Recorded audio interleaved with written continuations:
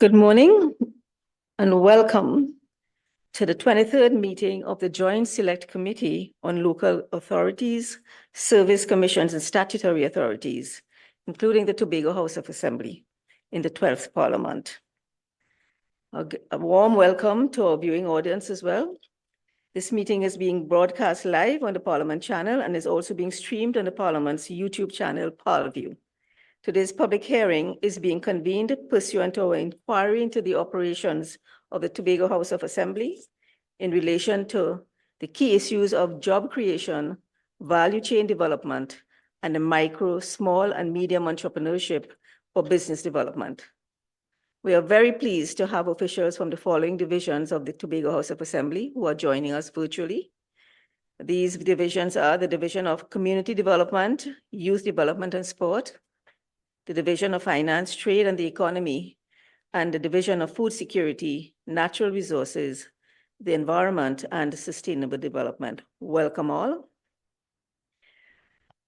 So would I invite you, each division, to please introduce yourselves and your team.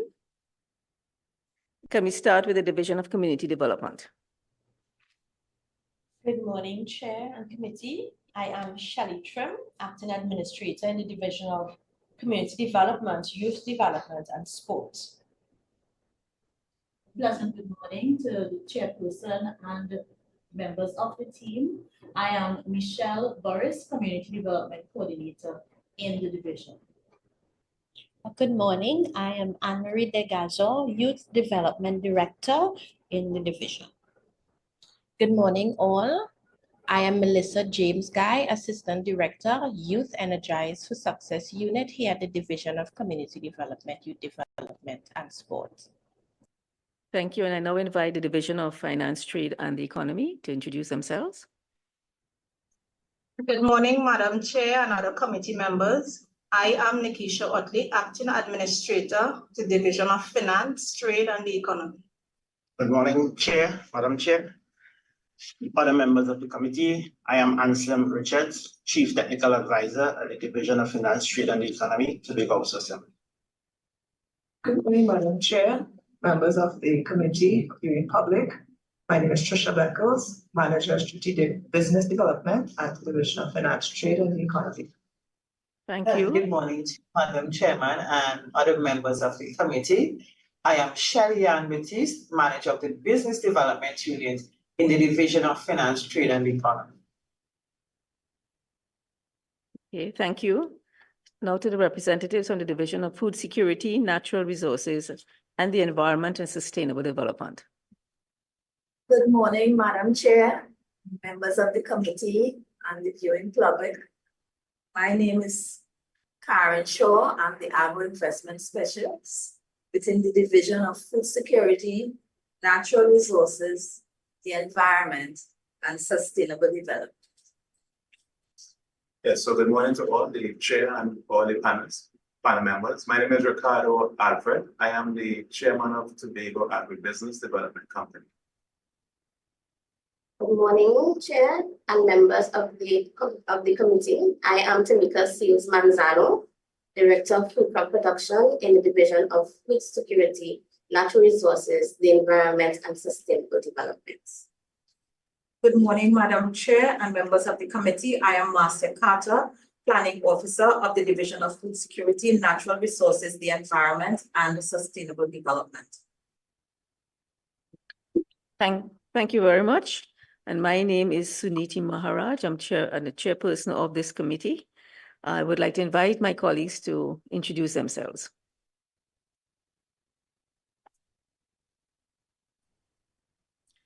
Morning, Chair and members. Oh, sorry, go ahead. Lawrence Hislop, member. Good morning. I am Janti Lachmidial. I am a member of the committee. Good morning, everyone. Welcome again. Renuka Sagram Singh Suklal, member. Good morning, Khadija Amin, member of the committee.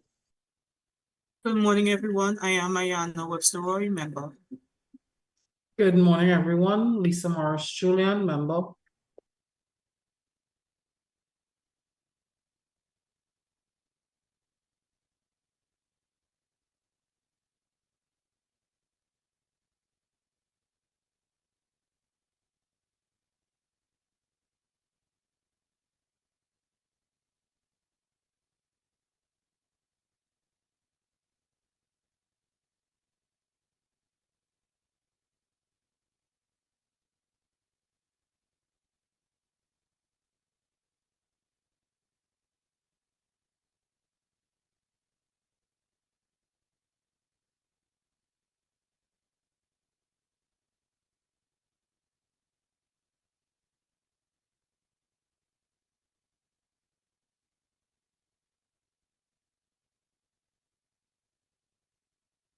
Sorry, my microphone was off there.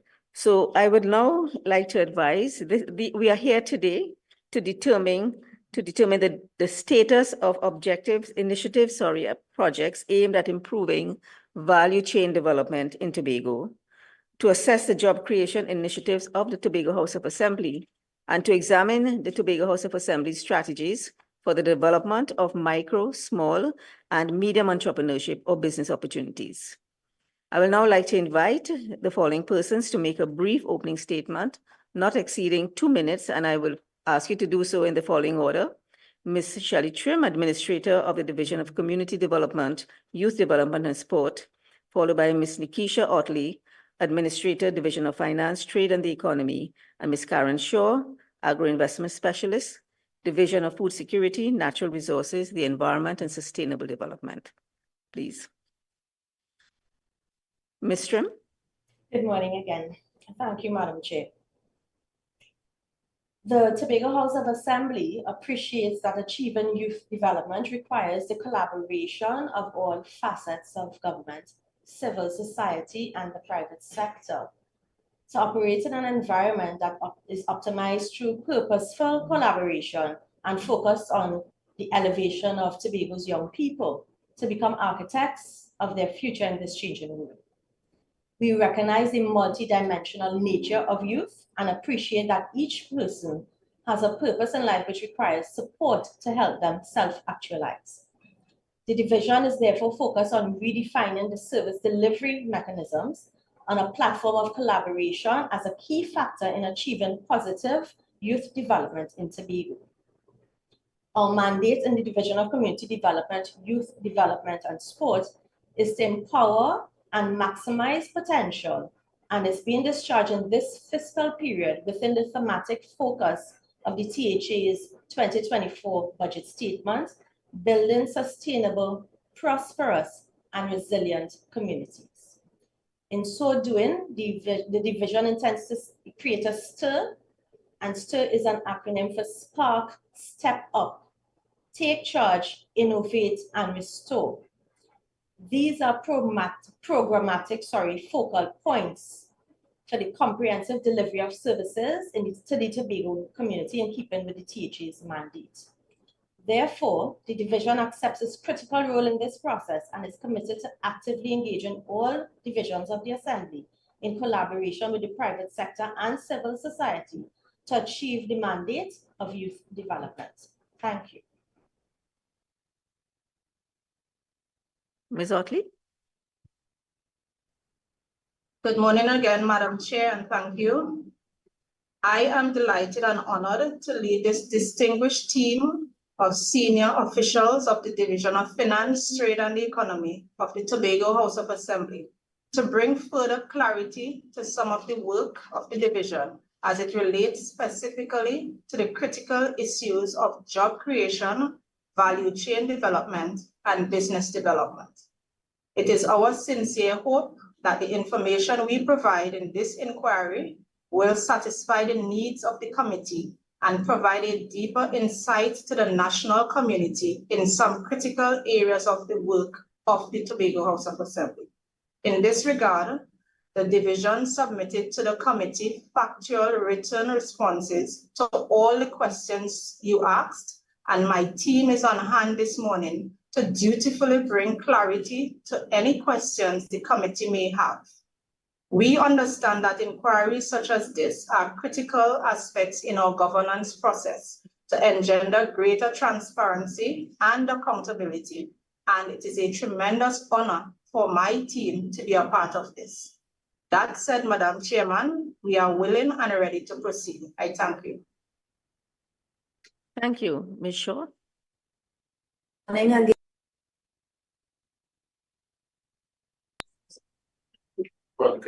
Good morning again, Chair and committee members and the viewing public.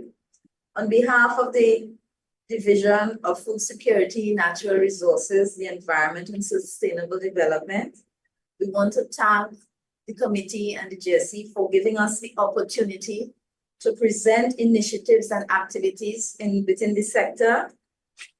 And we hope that in our session today, We will bring clarity to the committee and the viewing public on our operations and assist in defining our strategic intent within the division.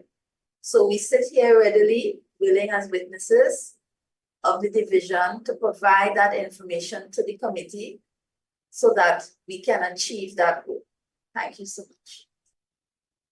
Thank you very much. So committee members are, I am sure, very eager to get on with the questioning. So I would just start with asking for some contextual information that establishes some kind of baseline from which we will be pursuing our line of inquiry. So, Ms. Shrim, because we are dealing with employment strategies, development of the micro, small and medium enterprises, and entrepreneurship, can you advise the committee about the level of youth unemployment in Tobago and the communities that you would consider requiring the most support for the development of that sector, the small and medium entrepreneurship sector.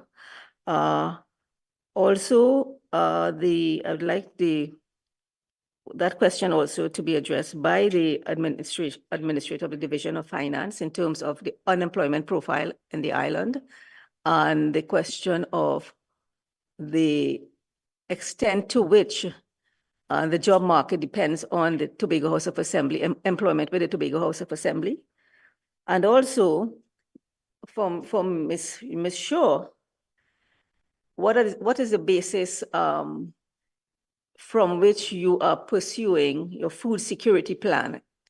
Specifically, to what extent is Tobago food secure? And if you have a percentage figure to present, that would be very helpful. Thank you. So can we start with Ms. Shrim? Yes, Chair. Based on the information by CSO's continuous sample survey of the population between the age group 15 to 34 years, the unemployment rate as at Q3 of 2023 stands at 3.8%. I will ask Mr. Gazo to identify the communities that we deem requiring special attention to address this. Madam Chair, in respect of the communities, and as we would want to pay particular focus on our rural communities, both in the northeastern and in the eastern ends of the island, along with pockets of communities in inland areas, such as in the Plymouth, Buku, Wim areas of Tobago. So, but we take particular note of concerns in the outlying districts.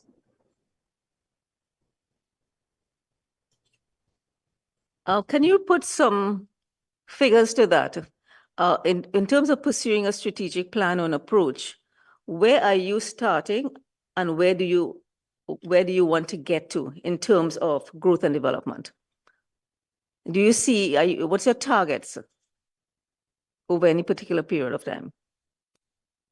In consideration of where our employment rates are currently with youth, where we are seeing up to the third quarter of 2023, a figure of about 3.8%, which on average is almost about 1.8 to 2% over the total population average.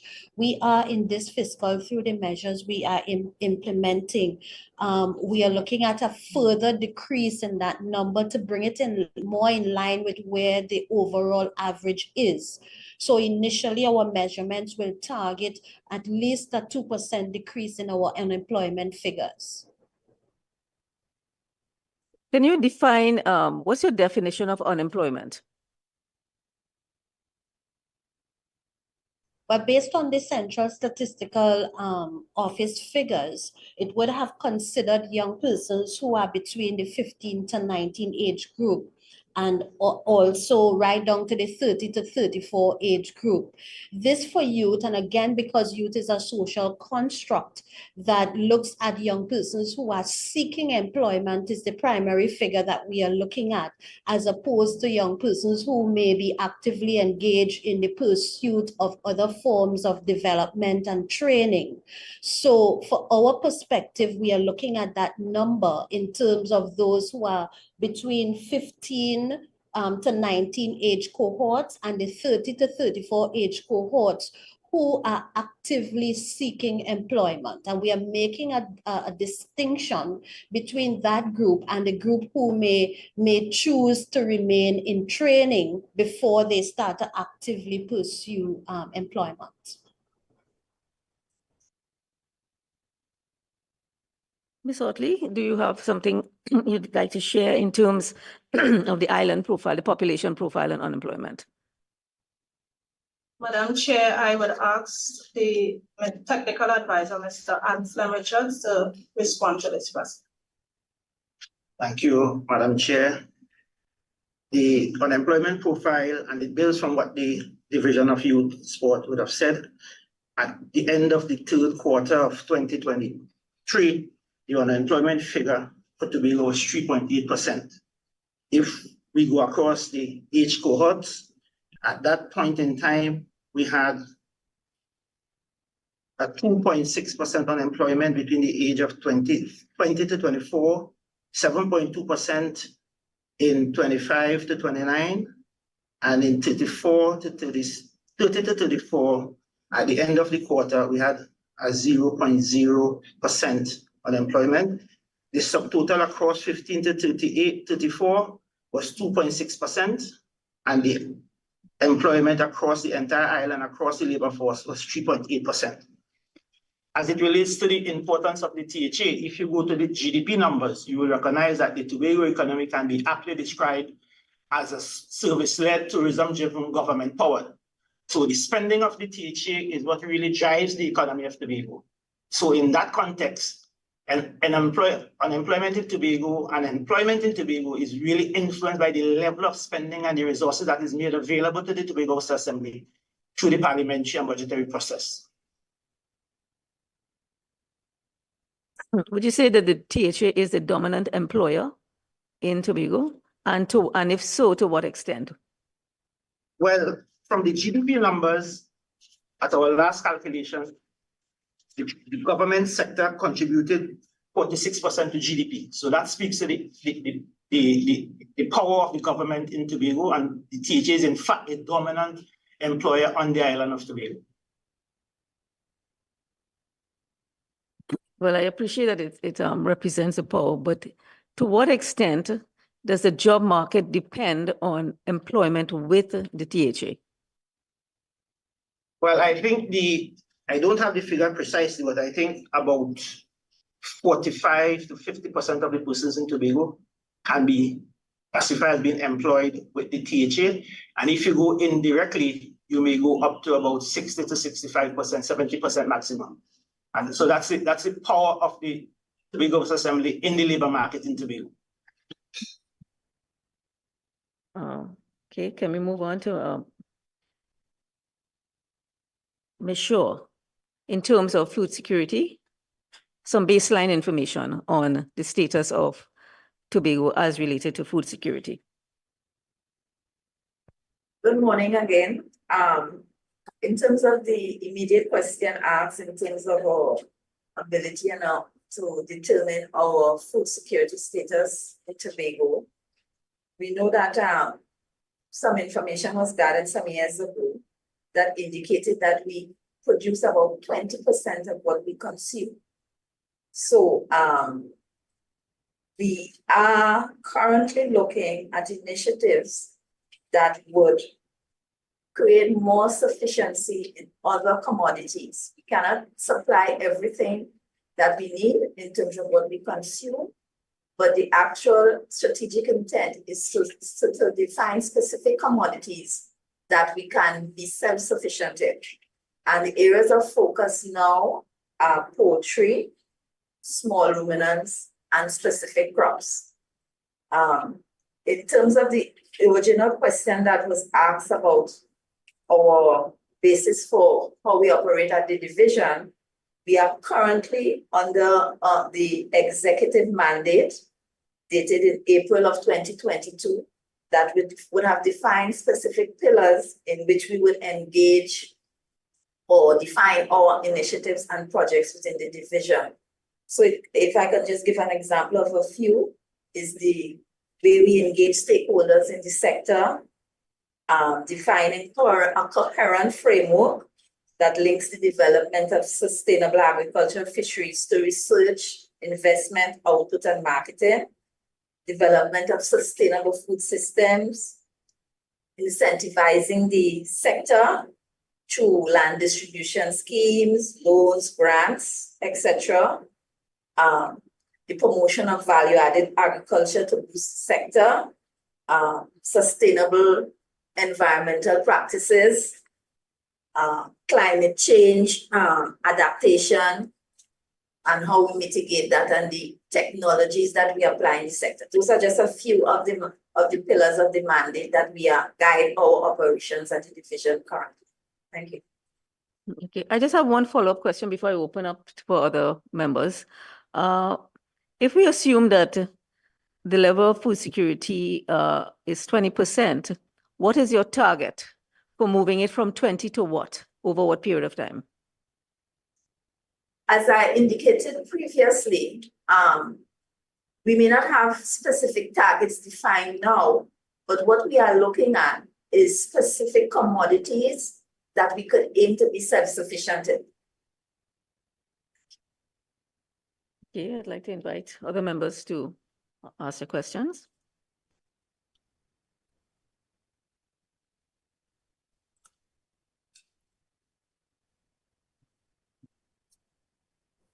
May I? Madam Chair, may I? Yes, member. Yes, go ahead. Thank you, Madam Chair, and thank you to the members from the various divisions who are here responding to our questions. I noted the information as it pertains to the statistics in terms of unemployment on the island, and I think it was Ms. Trim, in your response, you noted that special focus will be placed on Northeast and Eastern communities, special focus on youth in those communities. What I wanted to know, what are some of the initiatives that are currently in train to help to improve employment levels among the young people in Northeastern and Eastern communities? What has been the impact thus far? How many young persons would have benefited from whatever interventions that you all would have developed? And if you could tell me what are some of the plans going ahead in the next few months, please. Chair, through you, I would ask my Community Development Director to highlight the initiatives in the various communities, well, the communities asked by the member, and after that, I would ask my Youth Development Director to speak on some of the initiatives that we plan to roll out in this second quarter. Thank you very much, Admin, and thank you for your question. Currently, the division is focused on ensuring that youth in our rural communities, as part of our overall plan for communities, are exposed to our vocational skills training program.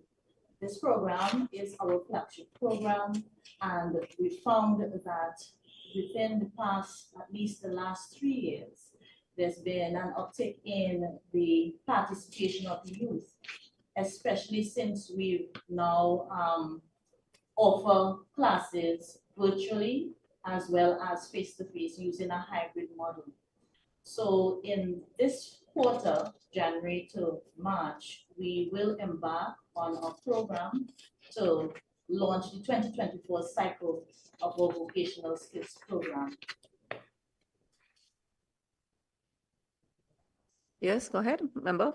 Ms. Boris, before you move on, what are some of these courses under the vocational skills training program that are specifically targeting our young people, and preparing them for job opportunities given the changing economy and the changing world that we are living in. I know the vocational skills training program previously would have focused on handicraft, soap and candle making, things like that. But given some of the trends in terms of technology, data, whatever, have you modified the curriculum to suit and what specific courses are being offered in communities in Northeastern to be able to attract young people? How many young persons would have participated in the last cycle, and how many are targeting for the upcoming cycle, and what are the specific courses for the upcoming cycle? Thanks a lot, Ms. Forrest. All right, thanks again for your question. In terms of this cycle, we are targeting approximately 1,000 young persons as part of our entire cadre, because the courses apply not just to young people. So 1,000 for 2024. In terms of some of the courses that we'll be offering, in liaising with our village councils and other community-based organizations, we gathered information such as courses in areas such as barbering. There was a demand for that, and we will do that this year. Also, areas such as digital marketing in relation to technology, and also, of course, some of the older ones like bread, cake, and pastry, but the focus mainly would be on that digital marketing and also barbering. Many of them ask for classes in woodworking and upholstery, which we already offer, but those two that I mentioned will be specifically on the information gathered when we did our surveys pre and post our offerings. Last cycle, we did not offer barbering and digital marketing as they are new. However, we continue to reach out to our civil society organizations at every interval that we have so that we can gather information to update our offerings to be current.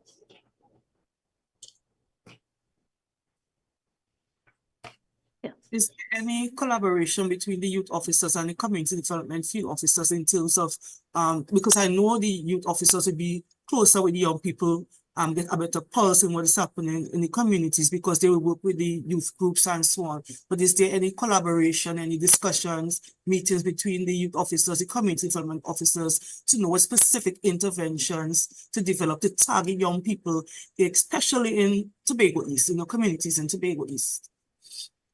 Thank you for that question. And yes, we do collaborate with our community development youth department on a regular basis to gather information that will inform how we treat the youth. And we also have officers that are assigned to respective communities, including rural communities, to communicate on a regular basis. Okay, Member Hislop. Thank you, Chairman. Chairman, based on our inquiry this morning, we're seeking to have the relation or is related to job creation, value chain development, the small and micro, medium entrepreneurship development.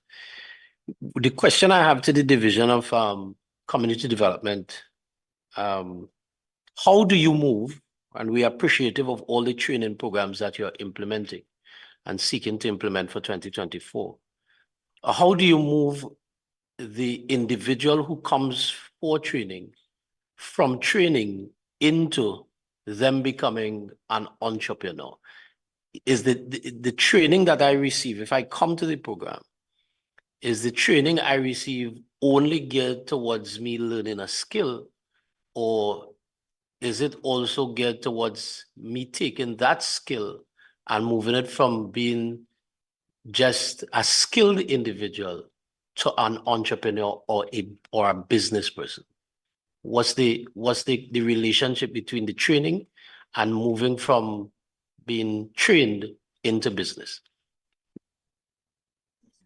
Chair, I will ask the Community Development Director to address. Thank you for that question. In terms of moving from point 8, in terms of a trainee to an actual business owner, we have a number of things that we are undertaking or have been undertaking.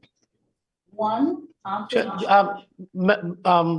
Sorry, my apologies for interrupting, but there seems to be a problem with the audio from community development. You're sounding very, very low. So we're straining to hear you on this end.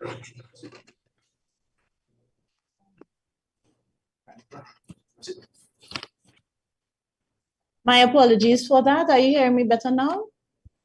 Yes, that's a whole lot better. Thank you. All right.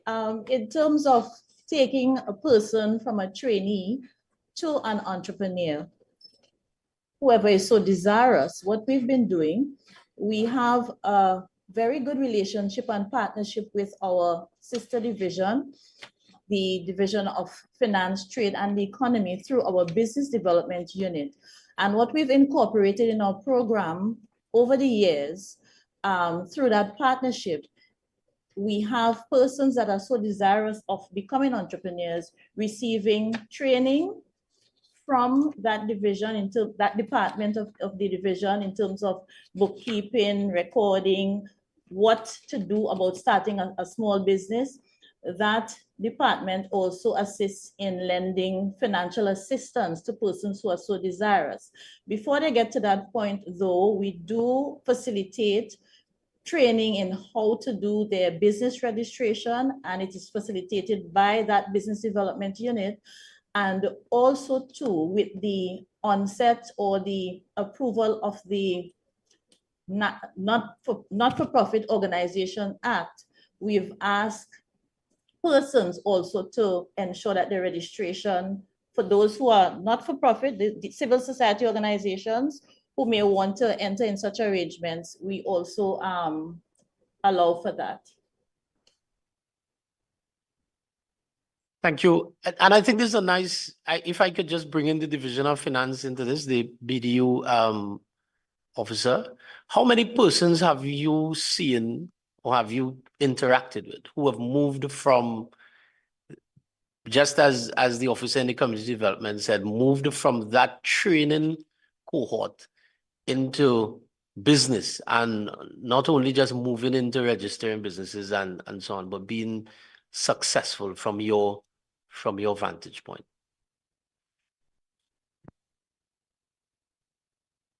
Thank you for that question. And through you, Chair, I'd allow Mrs. Batiste, Shelley Batiste at the Business Development Unit to respond to the question. Thank you very much, Member Hislop, for the question. In terms specifically for our grants, which is what attracts most of our applicants, we can see the age group between 18 to 45 are those primarily who apply for the grant. Since its inception to now, we have 2,361 persons who would have applied for the grant with a conversion rate of 78%. So 1,836 of those would have been approved. From that figure, we can roughly say 65% of those that have been approved are between the age group that would have been highlighted by the division, 18 to 35.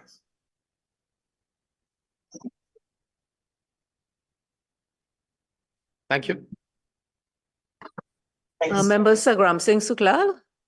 Chair, thanks. Thank you very much for the opportunity to jump in. I see Ms. Shelley-Ann Batiste. I had the privilege, of course, with working with this very distinguished member, who works with the division, the Business Development Unit from 2016 to 2020, as I served on the board of directors of Export TT. And Ms. Batiste, I'm sure she can attest, and other members who would have probably worked with me as I served on the board, of course, Export TT in collaboration with the division would have made, from the period 2016 to 2020, would have made significant inroads in collaborating with the division and, of course, working with young entrepreneurs and developing mom and pop shops, for want of a better word, on the island. And as the director, as I then was, I would have been charged with the responsibility to work closely with the unit the BDU in particular in assisting in the development of those mom and pop shops. So it's good to see you, Ms. Batiste. And, I certainly can attest to the great work, at least for the period 2016 to 2020, when I would have been on the board of directors that you and your unit would have done. So it's good to see you still here. But what I want to know is, of course, before I get into some other questions, of course, what is the status against the backdrop of all the work that was done from 2016 to 2020, at least when I was there? What has collaboration continued between your good self, your unit, and let's say other key stakeholders, for example, Export TT? And the reason why I'm asking that is because Senator Hislop asked a very critical question, which was always, how do you take a company, young entrepreneurs, from just training them up into now letting them loose into the world of work and allowing them to now be able to develop or practice what they learned from the program, right? And you would have appreciated, Ms. Batiste, when we would have worked with you back then, your unit would have been responsible for, of course, the training them up, and then Export TT would have jumped into the mix. That collaboration would have existed now to take the companies to the next step. And the next step would have been companies that would have probably been export ready. Or the next step, remember, we would have revisited that program as well and realized that, okay, some companies may not have been export ready. We just need to get them in the market locally. Right, so there were programs I recall that you would have developed back then, to even assist companies to just make market intrusion, penetration or penetrate markets locally. Whether it was a Tobagonian company, for example, I remember Springtime Foods, where it was just getting Springtime Foods into Trinidad, whether it was through Massey or through, and I know you all did a lot of work through that collaborative effort.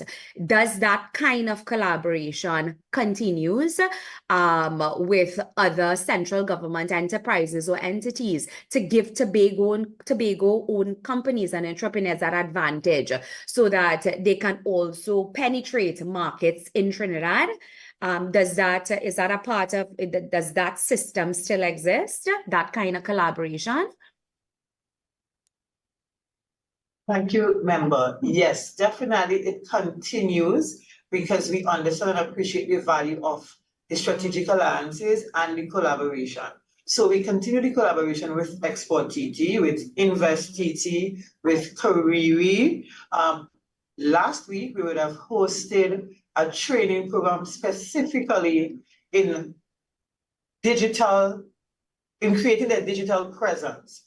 And one of the facilitators is a lecturer at Lockjack School of Business. So we continue the collaboration to ensure that we move persons from one level to the next. Oh, okay, thank you very much. So I'm glad to know that at least the wheel wasn't reinvented, and that at least what would have started in 2016 continues, to run through the vein of your operations. Now, I'm not sure who exactly would be able to respond to this question, so it's open to any member. I'm looking at the submissions that was given that speaks to what is the status of the loan guarantee program. I believe this was the submissions by the Division of Finance, Trade and the Economy. Yeah, so this was from your submissions, and on page 8 of your submissions, in response to that question, of course, you would have the division would have given some background information on the loan guarantee program. However, there was a question that was asked on page 9 of your submissions: how many persons have subscribed or enrolled in this program as at December 2023? And the response was there was no person subscribed or enrolled in this program as of December 2023. Now, this is a loan program, a loan guarantee program.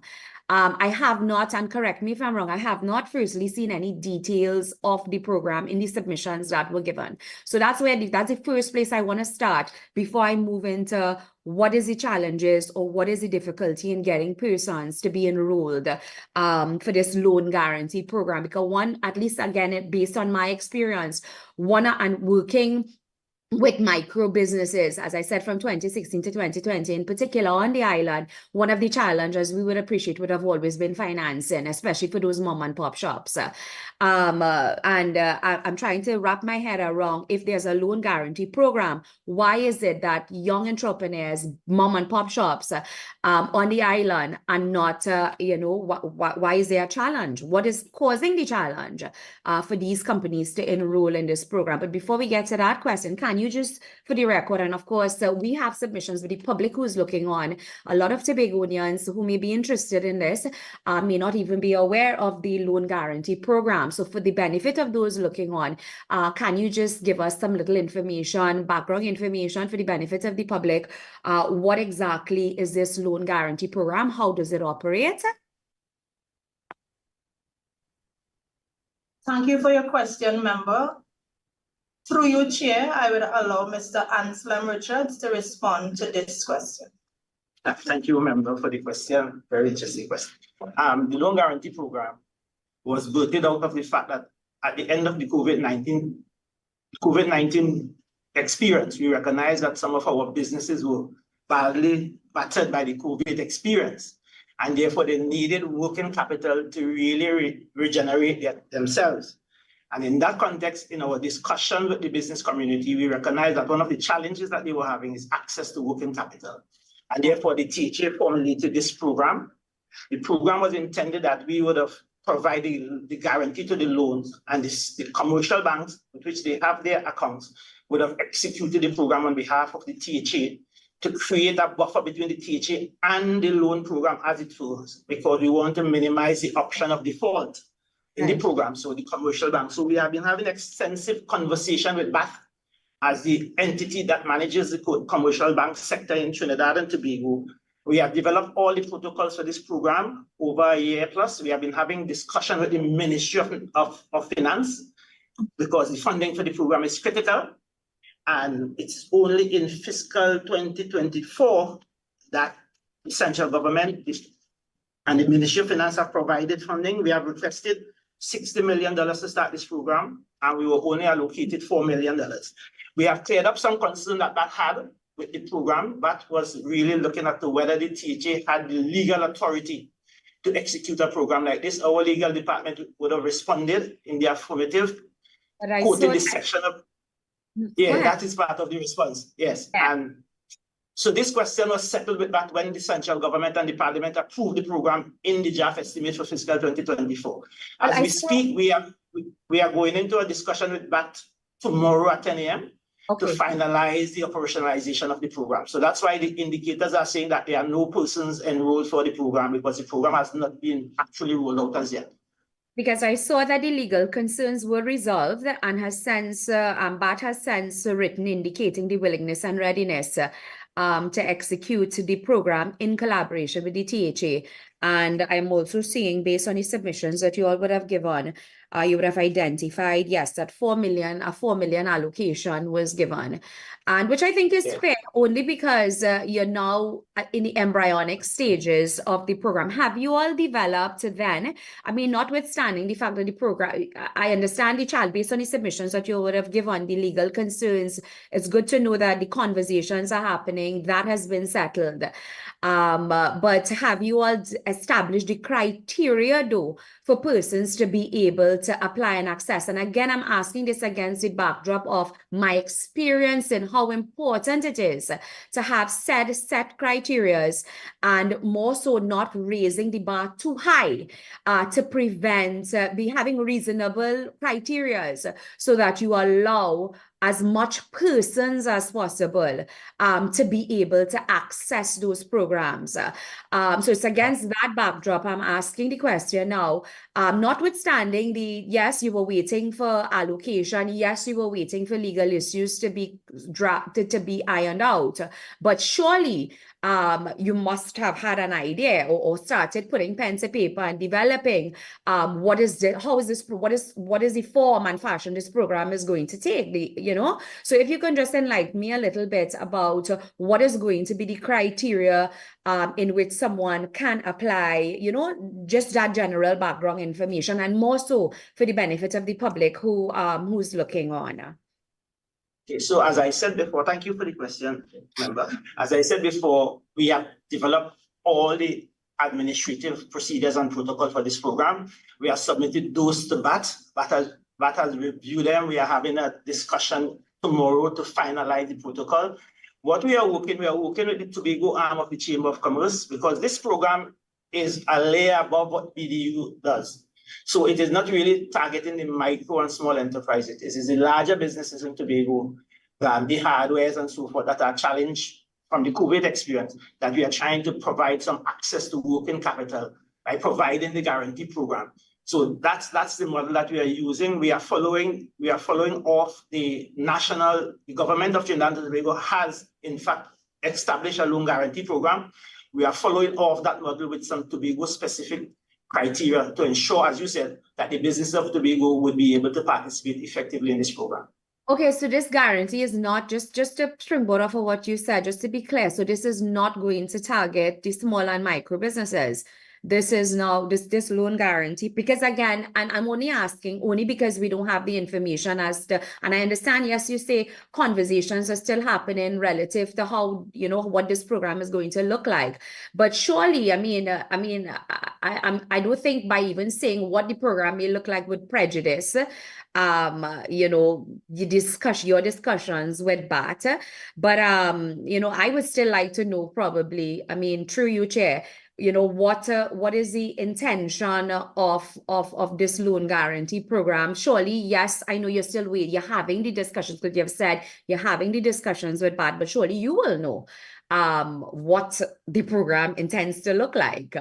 And two, especially because you mentioned just now that this is not going to, it's not going to be a program for small and micro businesses. Is that indeed the case? That this is now going to be for what? Larger, media, and then identify the class of people then, or businesses, sorry, that this loan program is going to target, please? Okay, thank you for that follow-up. So as I said, we have the program with the BDU that provides the loans and the grants for the small and micro enterprises. And then we see a need now for the larger businesses in Tobago coming out from the COVID experience, requiring working capital access. So we have developed this program.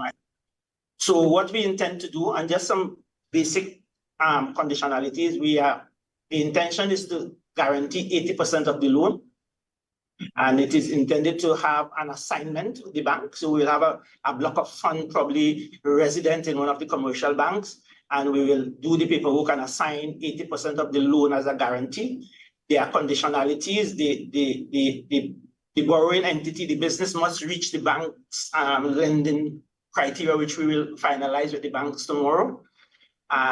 They must be a registered business in Tobago. They must be paying their statutory obligations, NIS, VAT, and all of that, to ensure that they can participate in this program.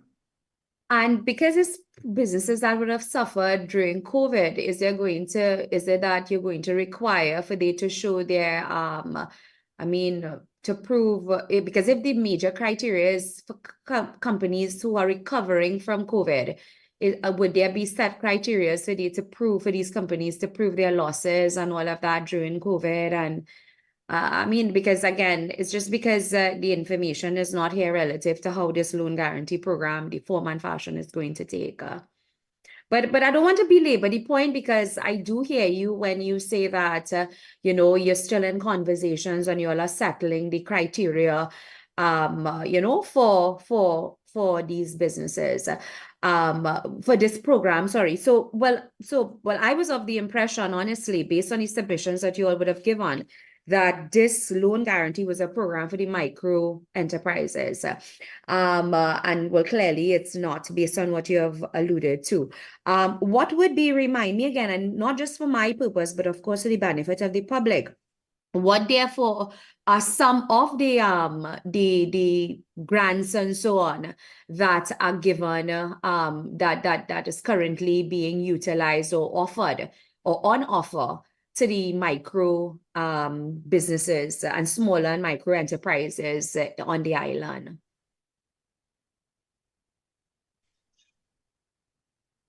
Thanks for the question, member. And through you, Chair, I'd ask Ms. Shelley-Ann Batiste to respond to this question. Thank you, member. As regards financial assistance directly to this micro and small enterprises, we have the Enterprise Assistance Grant Program, which was $25, but 25,000, sorry.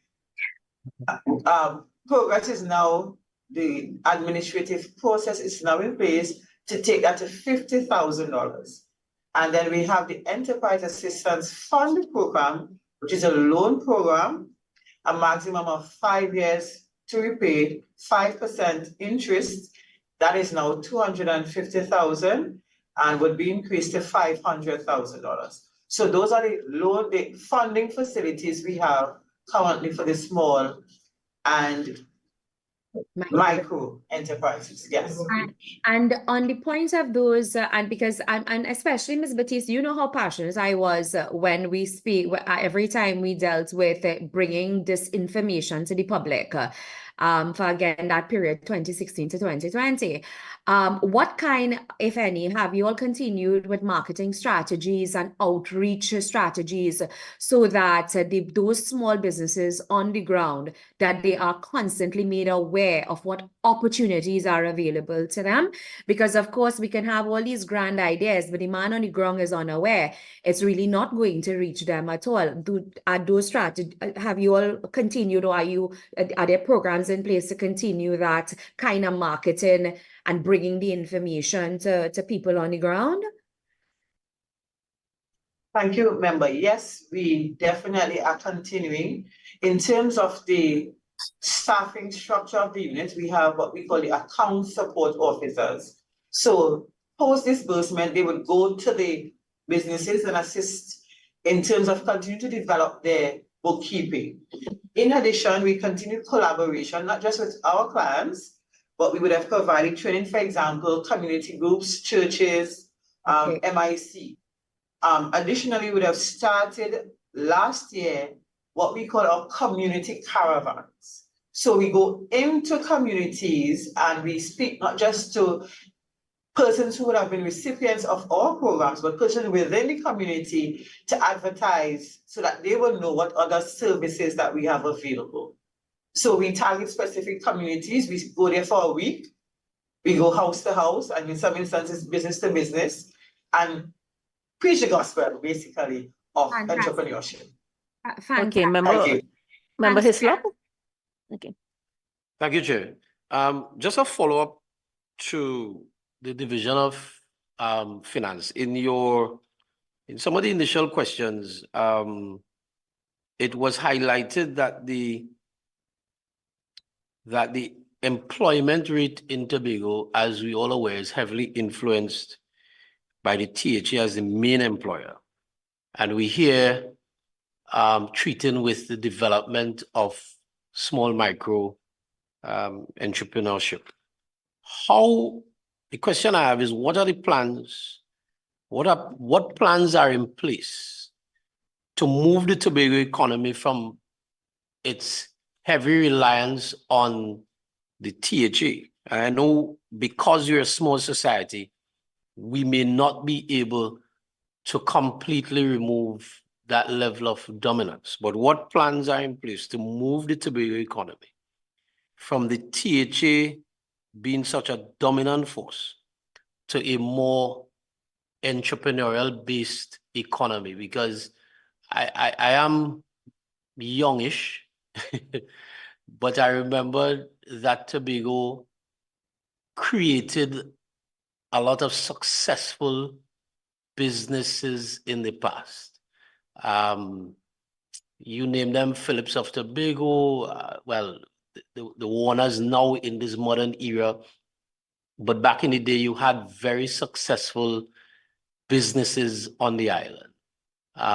So what are some of the plans that are in place from a small, micro, medium level to get us to that place where we're not as reliant on the THA? And my second question, this will be to the Division of Community Development.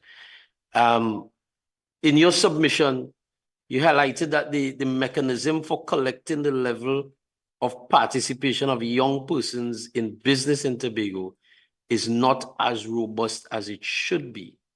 and youth participation in business in large measure occurs outside the parameters within which registered businesses function.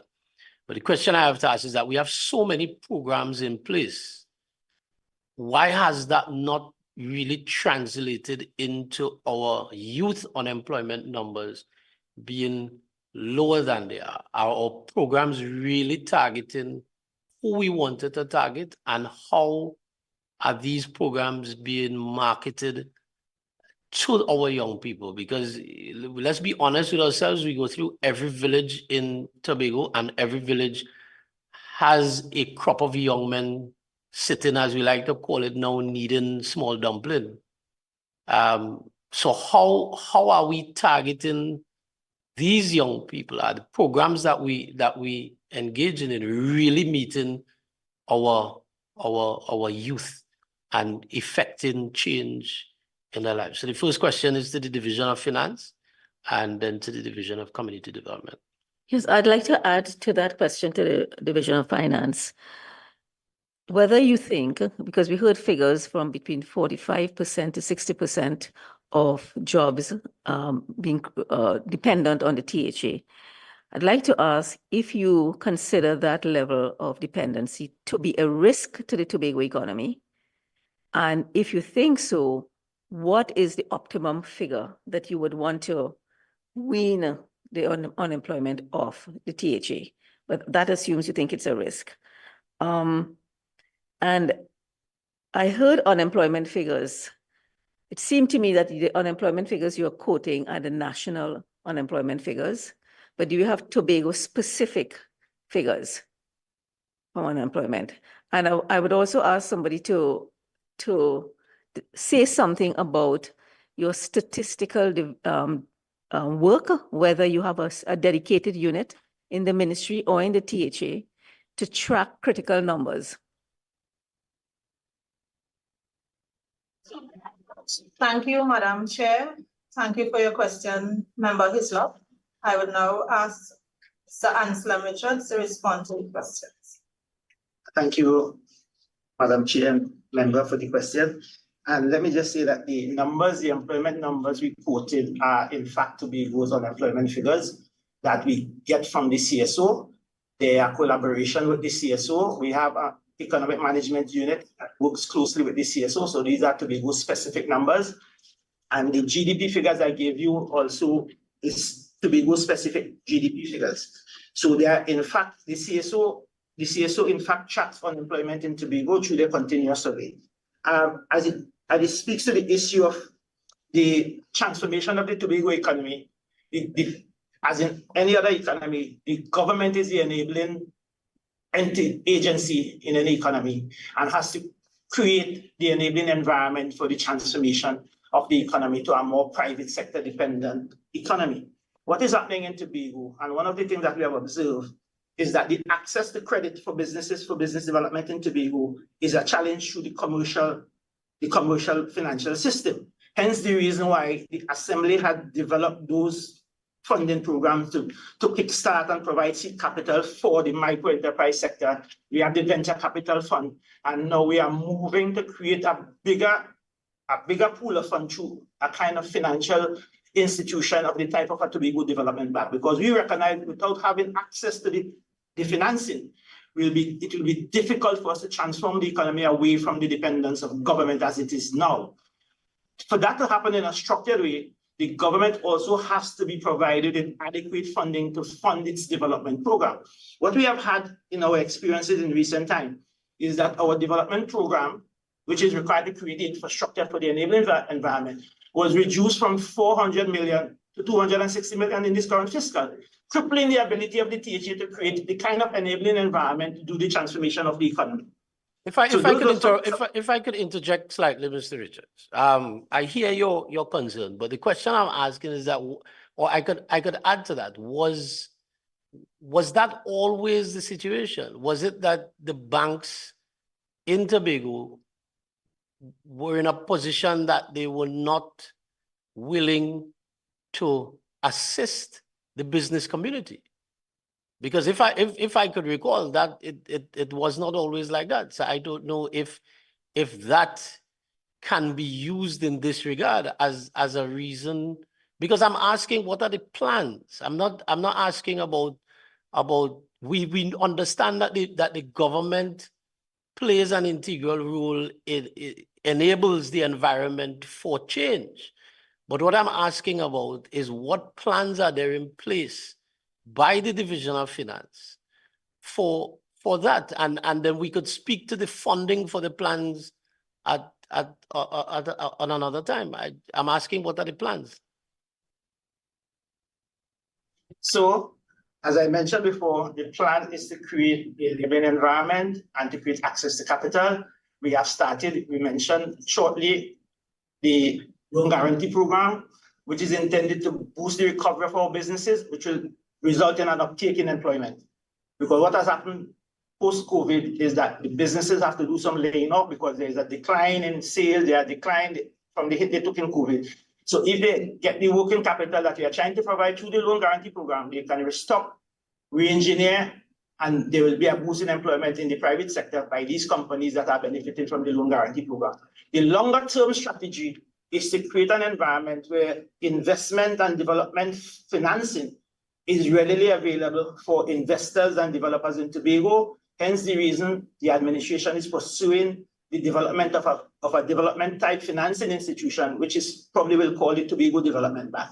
So those are the long-term strategies. Those are where we are heading. Where are we in terms of the plans for the Tobago Development Bank, as you call it? Thank you for the question. There is a committee that has been appointed by the Executive Council. Substantive work has been done. We have a target date. We have some targets that we are working with. We are also seeking some assistance from international agencies like the IDB in terms of providing the expert support to ensure that the governance arrangement for an institution like this will withstand the kind of challenges that we face in the region like ours.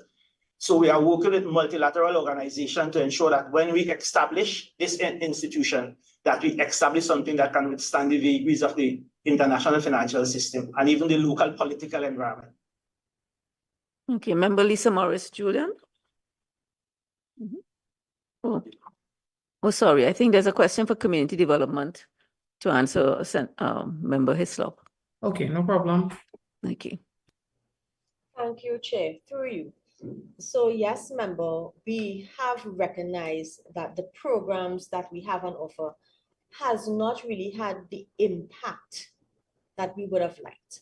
So we do have a program called Macho that targets the men. I will ask Ms. Boris to explain a little about that. And based on what we have planned for implementation in this quarter and rolling forward, I will ask Mr. Gazo, because we have we highlighted the programmatic areas, and I would ask Mr. Gazo to share a little more about that program. Ms. Boris. Thank you, admin, and thank you for your question, Member Hislop. In terms of our Macho program, this is a mentorship program geared specifically to target young men ages 10 to about 35. And the acronym Macho is used to say what we want to achieve. We want our men to be multifaceted.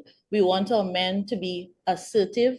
We want our men to be caring. We want our men to be healthy. We want our men to be outstanding.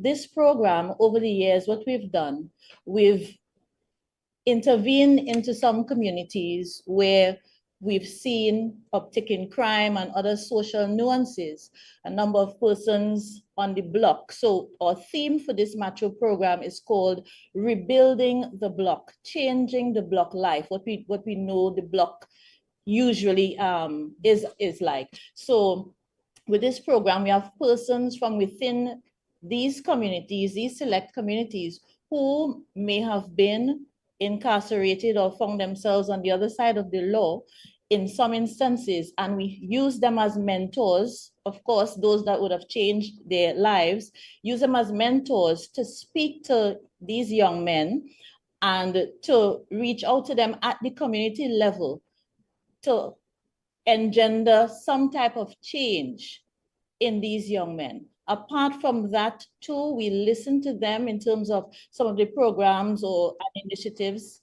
that the division can use to make an impact towards whether it's entrepreneurship or employment.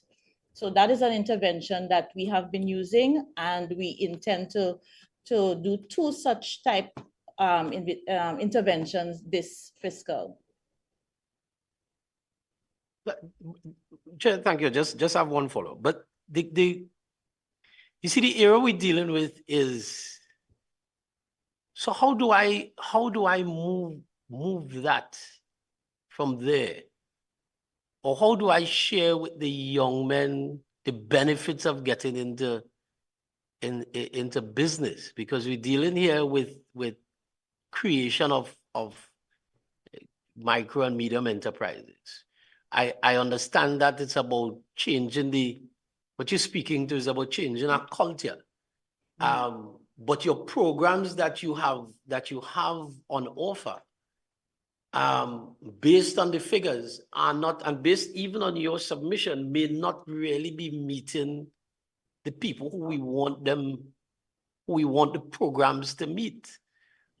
How do we, and I'm struggling with framing the question simply because your figures give us one thing, but the reality on the ground says something else. So how are you, and if your current programs are not meeting the target audience, what plans do you have in place to re-engineer? And do the youth officers sit to these guys on the block and find out what it is they really want? So, member, thank you for your question. Chair, through you. So this goes into the second aspect of how our program we have re-engineered, to use your word, our offerings. And I would ask Mr. Gazo to share, the Youth Development Director, to share a little about our intent for the next quarter. Good morning, Chair and Good morning, Chair and members. In respect of the question at hand, the Department of Youth Development would have embarked on, over the last 2 years, between COVID 2021 and now, extensive consultations with young persons in various sectors towards developing a youth empowerment strategy that will be rolled out that we intend to roll out commencing this fiscal going forward for the next 4-year period. That youth empowerment strategy was approved by the Executive Council on August 30th, 2023. The youth empowerment strategy has 5 development pillars, and we would have referenced those 5 development pillars, which are interconnected, because one can appreciate that focus in the micro entrepreneurship sector and the broader economic participation of young persons is impacted by several factors. So those pillars included creating an environmental and an enabling environment for positive youth development, co-creating Tobago's sustainable future, prioritizing the economic participation and empowerment of our youth, creating safer spaces, peaceful communities and environments.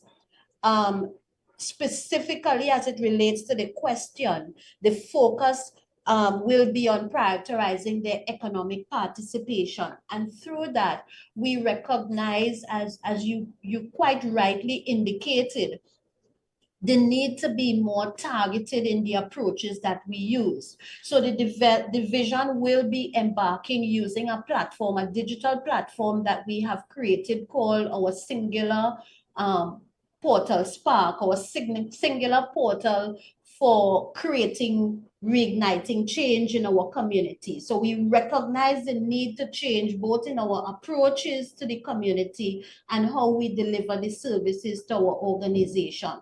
That portal will allow for a mass registration of the young persons in Tobago, and the registration would allow us to understand where they are individually, in terms of their status, their current status, their aspirations. It will allow us also to have the capacity to do pointed assessments in particular niche areas, to give us the information on how we can make our initiatives more targeted.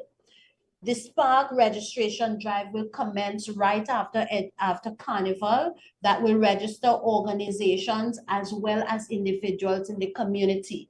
It also will allow us that in real time to be able to send opportunities that are available to the niche markets and any sector of youth that we need to send that information to, so that they can have greater access to the opportunities that are available.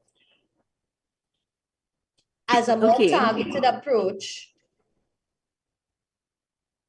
Sorry, go ahead. As a more targeted approach, we will commence a comprehensive entrepreneurship education program using the youth development approaches, which are different to some of the traditional forms that we have, ensuring that we reach the particular group. We believe that a broader financial literacy education of our young persons is also needed to dispel some of the attitudes that we are seeing prevailing now in terms of purchasing local and supporting businesses and investing in both the local businesses and on a personal level. So that broader financial literacy program is also going to be part of what we're going to be more focused on in the upcoming 2 quarters. We will start off our initiatives though with educating young persons more in terms of careers and potential and areas for entrepreneurial activity through a 3D career fair, which we intend to host by the 3rd week of March in this fiscal.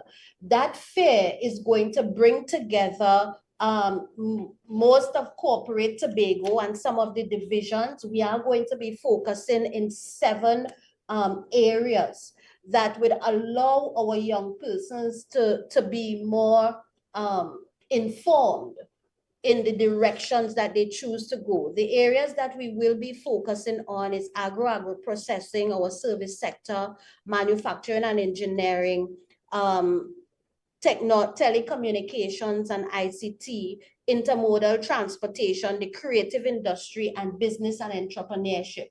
The fair, apart from giving our young persons aged 10 to 35 an experiential learning opportunity, it is also going to be very targeted on providing them with through workshop areas, how to enter business, the support services that are available, so that they can be more proactive in the choices that they make. Okay, so we have 3 members who want to join this conversation, want to ask questions. So I will start with Member Morris Julian, followed by Member Webster Roy, followed by Member Lakshmi Dial. Thank you very much, Chairman. And Chairman, through you, I was really paying attention. I'm extremely interested. But I would just like to go back to finance, because as we all know, money is what makes the world go round. So I have some questions in particular to Mr. Richards. Now, Mr. Richards, I really enjoyed how you spoke about the issues, but I still didn't get what are the processes and the protocols to actually access that loan. If I can just get that through the chairman so that we could understand the entire application process. You can take it to step by step. I come to you, I have land, I have my farmer's badge. How do I access the loan? I might be young. I'm not young, but let's say in this scenario I am. Thank you, Ms.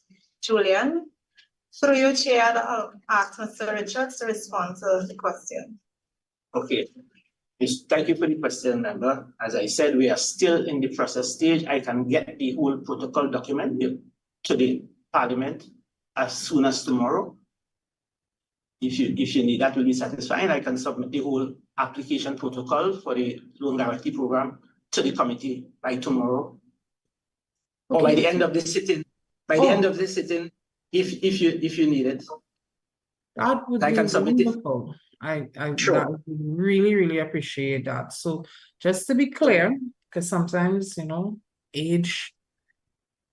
So the status of the land the loan guarantee program is still, the process is still being worked out, or I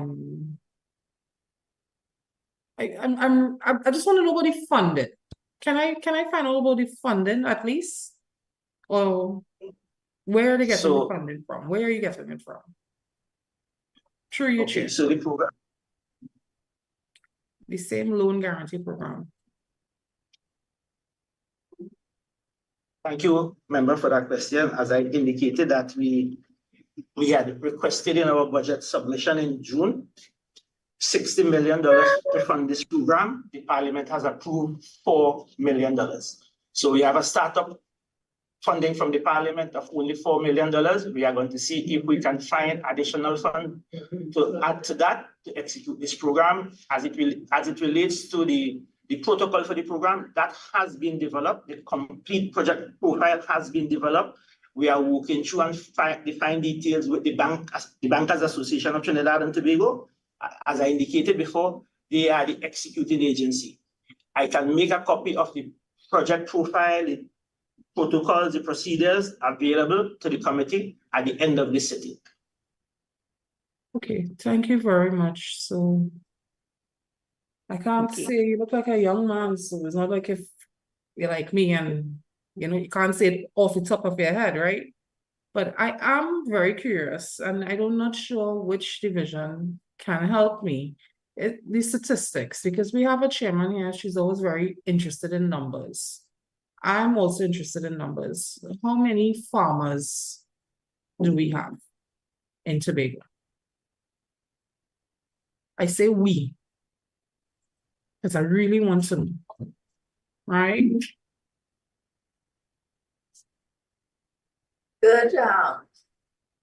Good morning again, still in the morning period. And through your chair, I will ask Mrs. Tamika Seals Manzano, the Director of Food Crop Production, to give us the statistics we have currently on the farmers in Tobago.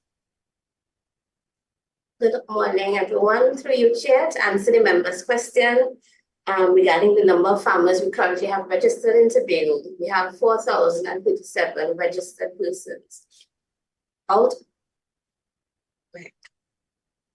So out of that 4,037, we recognize that not all would be active farmers, what we would consider active farmers. So we have 343 active out of our last survey, farmer survey. Okay. Okay, do you have a trend line with that? Is it the line is just in decline? From 4,000 is a big number compared to 300 and something, right? So can you is this COVID related? Are there other factors? Do you see a steep fall in any particular point in time? And this 4,000 is, I guess, going back in time, right? So people have been added, but they have not been taken off the list. So to answer your question, Madam Chair, the 4,037 is the information we have to date. In 2015, the number was 1,009. So there's been an increase in persons interested in farming. That has increased. However, the list needs to be sanitized in terms of making sure, from 2020 to now, there may have been deaths, so you have to go back and ratify those numbers. But as it exists today, from 2015 to now in 2024, the last figures we have is 4,037 farmers registered. I hope that answers the question. Well, no, it doesn't, because we're talking about a very small percentage of that being active. And I'm trying to get at what may be the factors. Is it a gradual decline, or is it COVID related, or is there some other factor responsible for the big disparity between the larger list, which is, as you say, not sanitized, needs to be sanitized, and that small number? And is that small number usually the representative number of people who are active from historically? So I get a bit of clarity there, Madam Chair. In terms of the number of persons that I would have quoted, the 343, that would be based on the survey, the farmers survey. Bearing in mind that a survey takes a sample size of the existing farming population.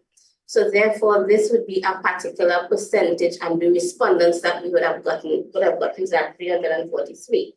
Notwithstanding that, the factors that would account for the numbers would be the fact that most farmers that we have are engaged in farming as part-time farmers. They're not full-time farmers. Actually, 40% are full-time from our data. 40% of those farmers are full-time farmers. Member Lashmidial, you want to pursue that line of questioning, or should we go to Actually, Member Madam Chair, Roy? I did not finish my line of question with Mr. Richards. So if I could just ask 2 more quick questions, I will gladly give way. Yeah, Fine, sure. Thank you. Thank you. All right, so Mr. Richards, my colleagues always say I'm obsessed with COVID and the impact of COVID, right? Did your division, did THA give any concessions to any business farmers due to the COVID?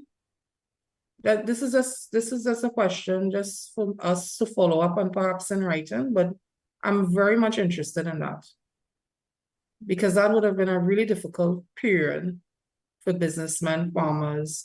We already know from our past JSC about the hotel industry, right? Remember, Hislop, we had examined that, right? So I'm interested in this particular impact on this particular field. Thank you, Ms. Julian, for your question. Through you, Madam Chair, I would ask Mrs. Shalian Batiste to respond to this question. Thank you.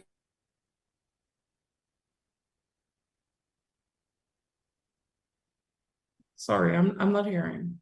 Yeah, you're muted. Apologies, sincere apologies. Member Julian, thank you very much for the question. In direct response, our grant program, the Assembly would have instituted what we call the COVID grant that was specific for anyone, including farmers who would have been negatively affected by COVID. From our figures, we can say 40% of the funds that we would have disbursed for COVID were specific to those in the agricultural sector.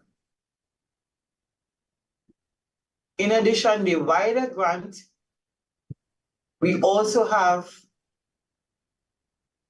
it's available to farmers on a whole, or anybody in the agricultural sector, including the fishermen, the poultry, everybody in the agricultural sector. So as I said, 40% will have access, yes. I'm happy to hear that. And I'll appreciate the same expediency that we will get the protocols to apply for the loan guarantee. If we could get a list of all the businesses that was able to access this, especially with the farmers. Thank you very much. Thank you, Chair.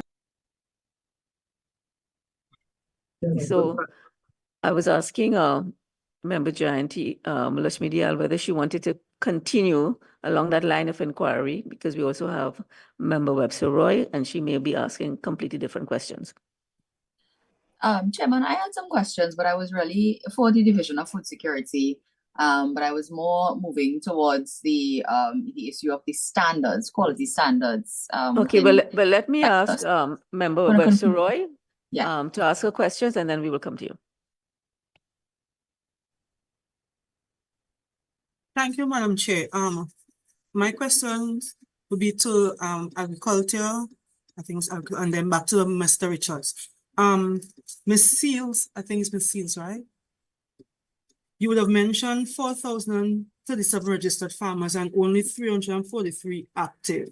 I wanted to know if access to land would have been one of the contributing factors towards such a low number of persons active in farming. And I want to give an example. There's a young man in my constituency doing a really excellent job in terms of poultry farming.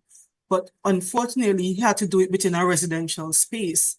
And he has been trying for the longest while to get access to land, state land for farming. And this is a common feature whenever I have public days and young persons come in and they want to talk about, they're interested in farming, they often raise issues around access to land. So I want to know if that would have contributed towards such a low number in terms of persons who registered but actually participate in either crop cultivation or animal husbandry or whatever.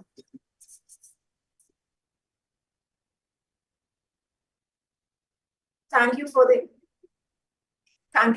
question, Member Webster Roy. And through your chair, I will also hand over back to Mrs. Tamika Seals Manzano to answer the question. Through your chair, to answer the member's question, by virtue of becoming registered, it would indicate that you must have access. One of the requirements is that you must have access to land for farming. And so therefore, the idea that the land is not available does not really apply in terms of the numbers of farmers. Again, I want to say that the number, the 343 quoted, would have been based on the survey, which is a sample size. The survey doesn't engage the entire population, the farming population, in its assessment. So, Mr. Seals Manzano, that criteria for you to have access to land is strictly applied across the board. So you cannot register unless you have access to land. Yes. To continue answering, yes. You have to have access to land, either your own land or a letter of permission granted to you to utilize a particular parcel. Okay. Thanks a lot. My other question goes back to something that was said by Mr. Richards before. It was about is it Tobago Development Bank, Mr. Richards?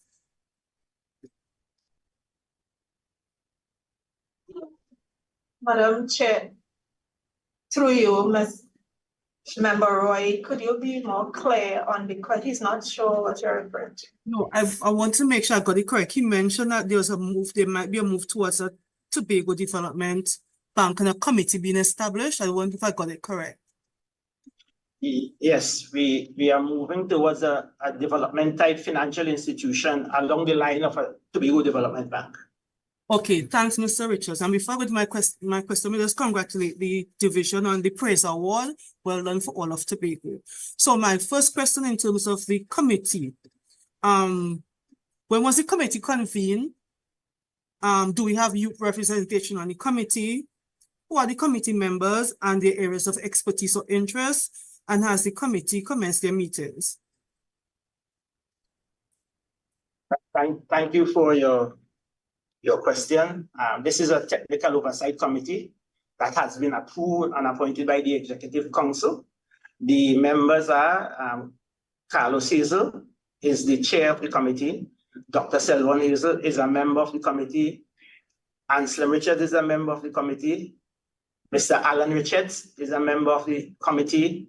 Ms. Vernie Shield, who is a career banker, is a member of the committee. And Ms. Leslie Gray, the senior legal officer in the Tobago House of Assembly, is a member of the committee.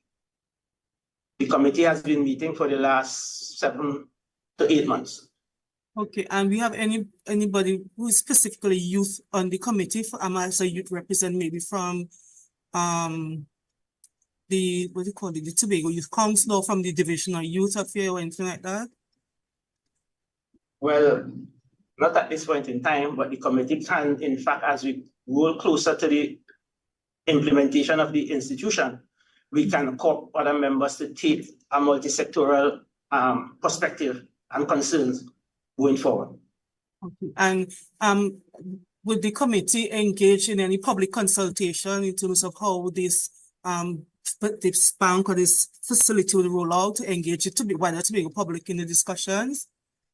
Definitely, we will have public consultation and conversation with the public, so they will know of the institution, what it is intended to deliver to Tobago, and how important it is to transform the Tobago economy. Okay, thank you, Mr. Richards. Thank you, Member. Member Lachmiel. Thank you, Chair. My questions are for the Division of Food Security, and specifically, I wanted to ask about specifically what they talked about in their submission about promoting the quality standards in the agricultural sector. Of course, in order to grow the sector and to have the sector growing, we understand that you want to promote the standards and so on. So you mentioned that Tobago Agribusiness Development Company aiming for the certain endorsement marks for products, and you want to have the establishment of contracts with some participating farms to boost the growth in this particular sector. I want to find out about the, how many people would be participating. Firstly, farmers specifically, or companies, would be participating in this project. What's your timeline for this project? Has it actually commenced? What's the timeline? What's the budget? And to just basically give us some more information about the project and what you really hope to achieve and accomplish, in a short and medium term time frame with this project.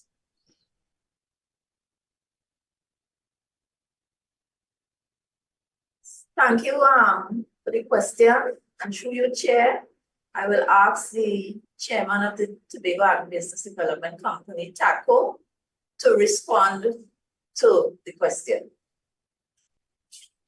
Yeah, so thank you there, through the chair. Just to answer the member's question, you had mentioned the branding, yes, of the products, and you had also mentioned about the different programs that we are doing in terms of engaging persons, right?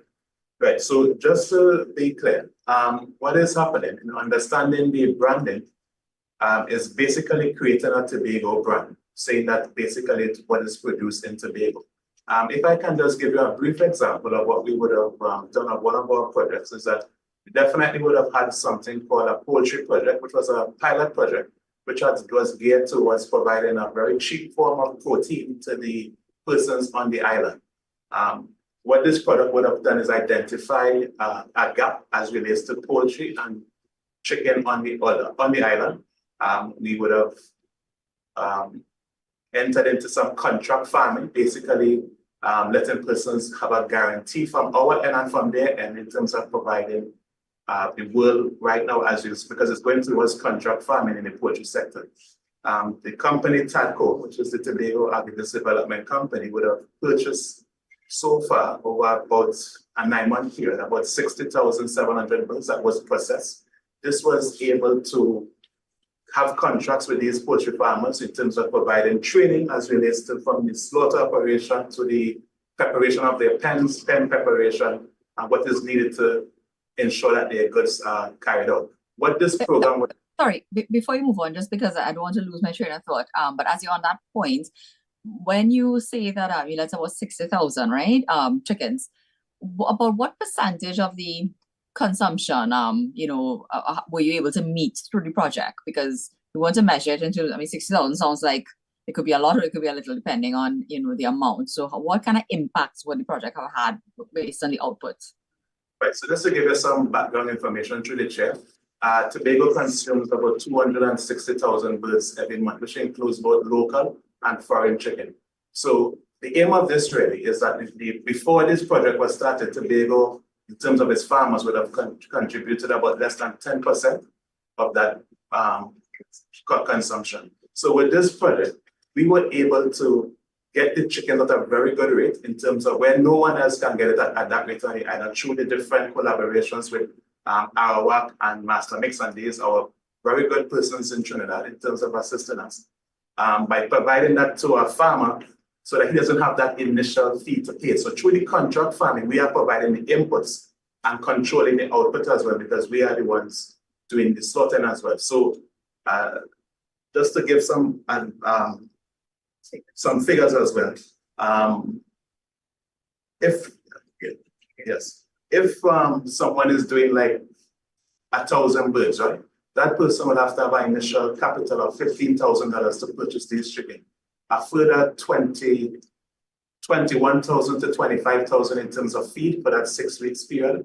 And then you will have to have a further 30 to 40,000 in terms of pen infrastructure, in terms of providing things like the pen litter and getting persons to do that type of operation. So what we are doing is easing that cash flow from the average farmer by assisting them in providing the inputs, and that's how we enter into the program. So far we would have purchased 60,700 birds, and we have processed these. This would have definitely aided in terms of providing the chicken on the island done by Tobagonians, because what is happening is that you had a problem with the cargo ferry a couple of months ago. We were able to supply and do a sale of chicken throughout the whole, I don't want to say, well, yeah, the whole dilemma that happened with that cargo vessel, and supply a local fast food chain outlet right here in Tobago throughout that whole process. So we definitely have the figures and the data as relates to what is happening. And going forward, what we have done now is identify the farmers who did well, identify some of our gaps, and then going forward, we're going to be doing some phases as what is needed to bridge the gap. Okay.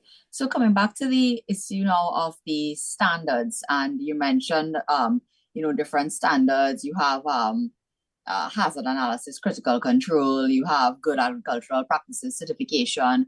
All of these programs, you're trying to encourage farmers to now get on board and have their products, whether it's, I don't know, produce, livestock, whatever it is, certified.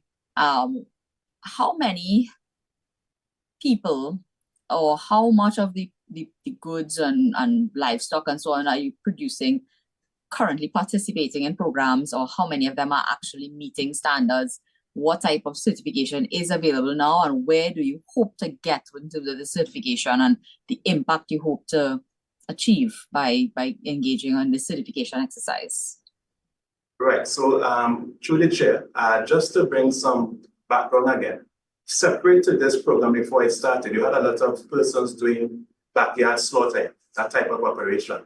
So what we would have done is identify the training where we would have partnered with a lot of persons, again, from our sister island, Trinidad, in terms of the major companies coming to Tobago to do these types of programs, and letting them know as relates to, like, if I give another example, the livestock sector. So through the different partnerships with the division, the veterinary, they would have assisted in providing some training in the farmer, how to identify an animal that is sick before slaughtering, what should you do before slaughtering, the different steps you would take in terms of your preparing your utensils, preparing the area, ensuring it's sanitized, must be in a clean area. After that was done, we would have trained them how to slaughter the animals. Then we would have partnered with another stakeholder in Trinidad, that's National Flour Mills, in terms of getting the meat cut up into different specialty cuts that the different restaurants and the different meat fabrication in terms of persons who would want to buy this type of meat. So what this is doing as well is engaging the private sector through the associations that we would have joined, through the business sector that we would have joined, and the hotel association we would have joined, to get these products from the farmers into their groceries and their businesses, and also attract some investment from the local businesses in terms of providing that very needed employment, but more getting the private sector involved.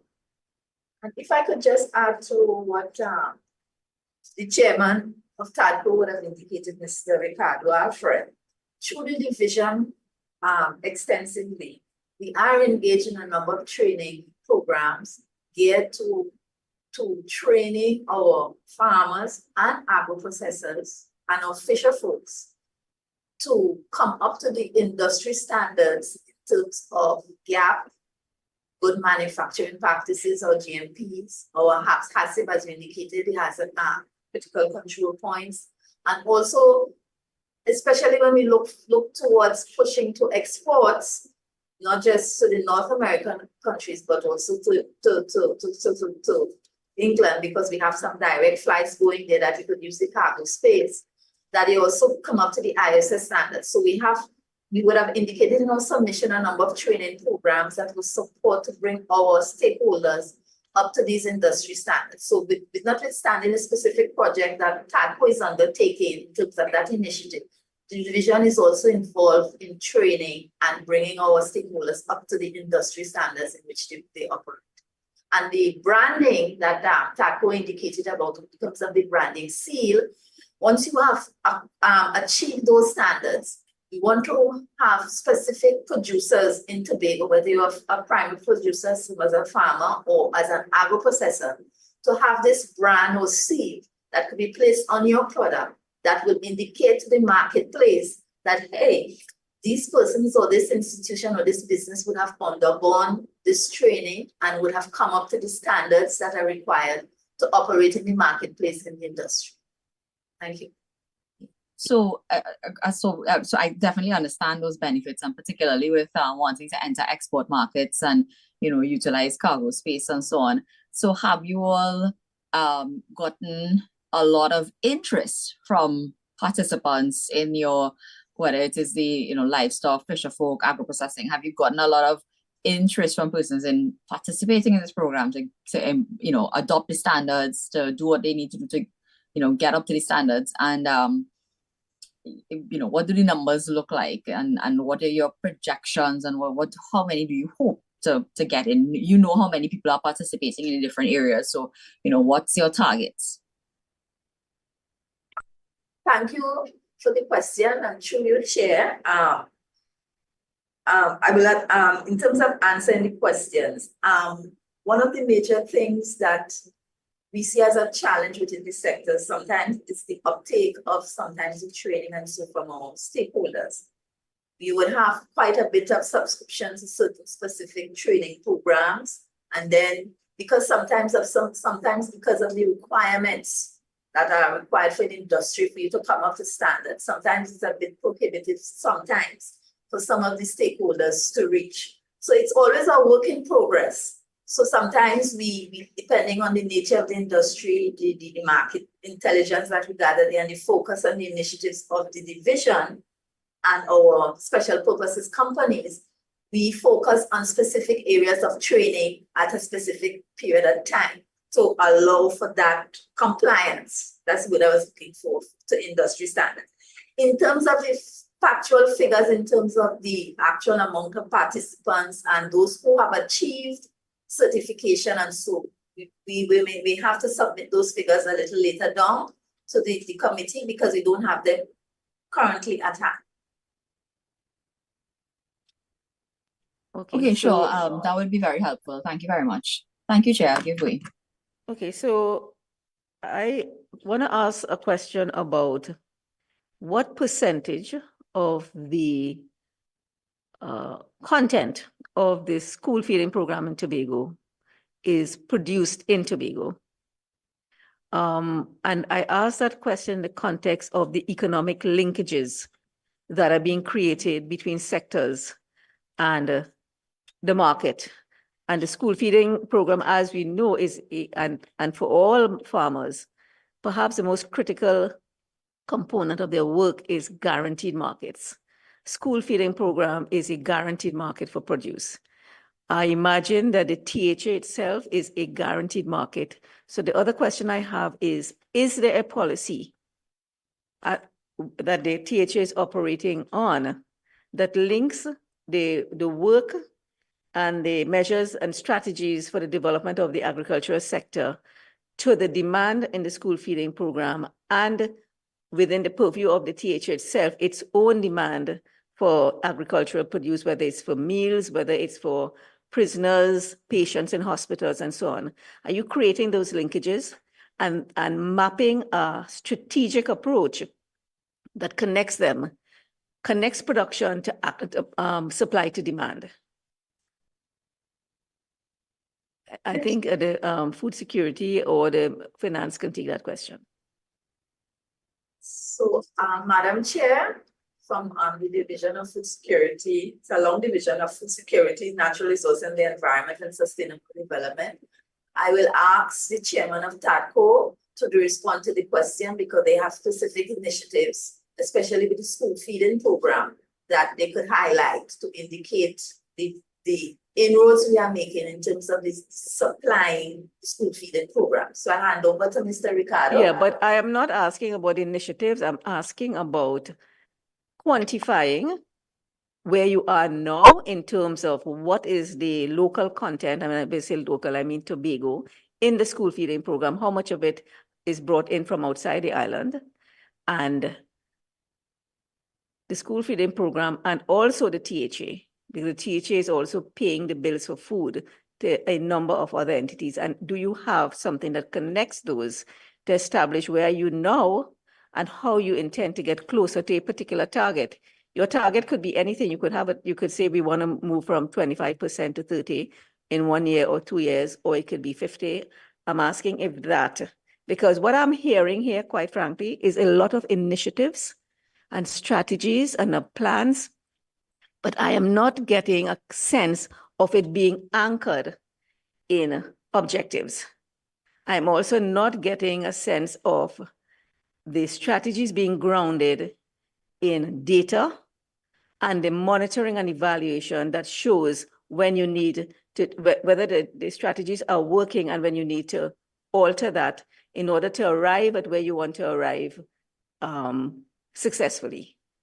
So it's possible, for example, for me to hear about we are doing this and we are doing that and we are doing the other, but I'm not hearing what success rate that you are achieving. And a strategy may not be successful, but if you are monitoring and evaluating that strategy, you will intervene in time to alter it, to make it more aligned to your objectives. So if that is the response I'm going to get, a targeted response, I'd appreciate that. Thanks. Chair,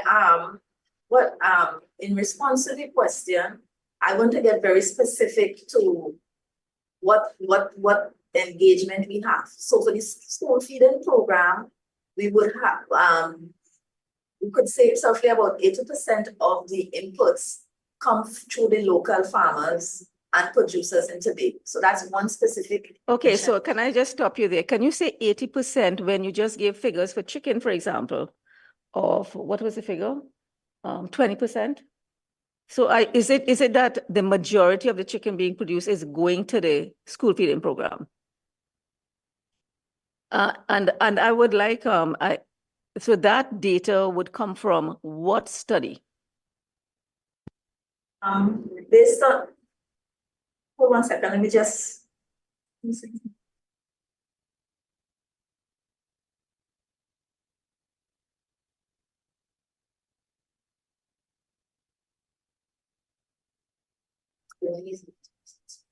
Yes, so for instance, for the poultry, I will ask Mr. Ricardo Alfred to indicate in terms of the school feeding program, the percentage of poultry that would have been placed into the school feeding program.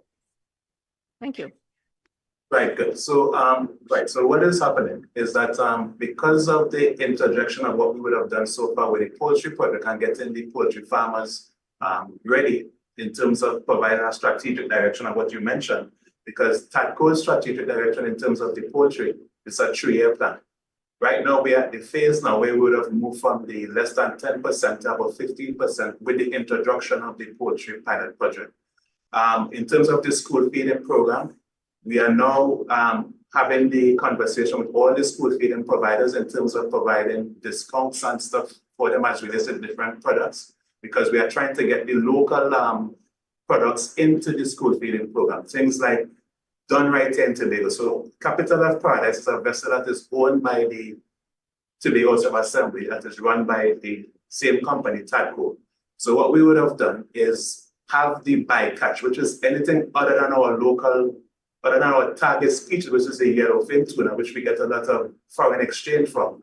The bycatch is now brought to Tobago, and we now enter into a program where it is cut up into slices, steak slices, to provide in school feeding persons in terms of that. So what happened with everything now is being evaluated as relates to the fish. We are now entering into something called the cassava mash that is now being put into the school feeding program. The chicken is now done locally to put back into the school, and it is evaluated by having the various meetings and consultations with the persons. So we're doing that as a sensor evaluation we are doing to get the data. But strategically, through TADCO, we are looking at a 3-year program strategically to provide at least 60% of the goods done right here in Tobago for Tobagoans. And that 60% is your target, is it? Yeah. Over 3-year period. Over a 3-year period. Starting from what is it now? Well, now we are now entering into how the stakeholders were engaged before in terms of getting these local just for the school feeding. So it's that, so we basically gathering the information now, but it's already been, yes. Okay, thanks. Chair, currently, TADCO is also engaged in the Tobago Regional Health Authority in terms of being able to provide chicken, fish, some of the cassava downstream products into that in terms of the institution, because you asked about the institutions in THA also, in terms of supplying them with the local produce from Tobago. So we just wanted to indicate that that is what we are currently engaged in. Yeah, I mean, I really applaud that, but I encourage you to take that into a plan that is not a hit and miss that it's a good thing to do that, but put it into a plan that you can say for how much money that the THA spends on food, X percentage of that, of every dollar is going towards produce from Tobago. And if you work more scientifically with that, your farmers will have that market and it will become attractive to the farmers. And we remember we are still talking about changing the configuration of the Tobago economy from one that is heavily dependent on jobs in the THA. That's like if the public service in Trinidad were hiring over 50% people, you want to shift that to individuals that are earning their own money and within the context of creating a market, a real market, that people can get contracts and they can go to the bank and themselves without looking for funding on the basis of having a contract to supply, they will get the money. And so one question I wanted to ask coming back to that funding is, what is the state of the cooperative credit union sector as a source of funding, non-bank funding in Tobago? Can I get a question from a response, sorry, from finance?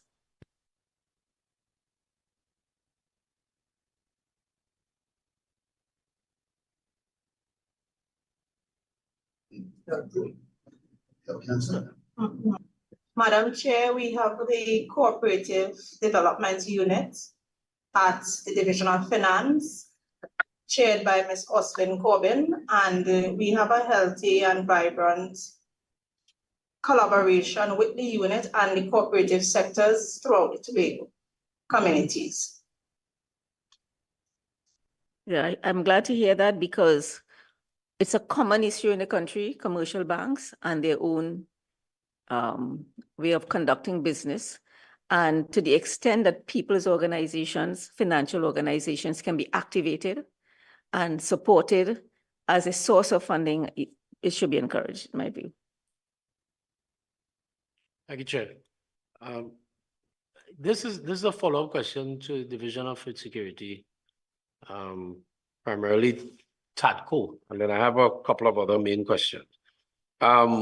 Chair, the entity shared with us the poultry program. What I would like to find out, we got somewhat of a status report that it was a pilot project and we're looking to roll it out again.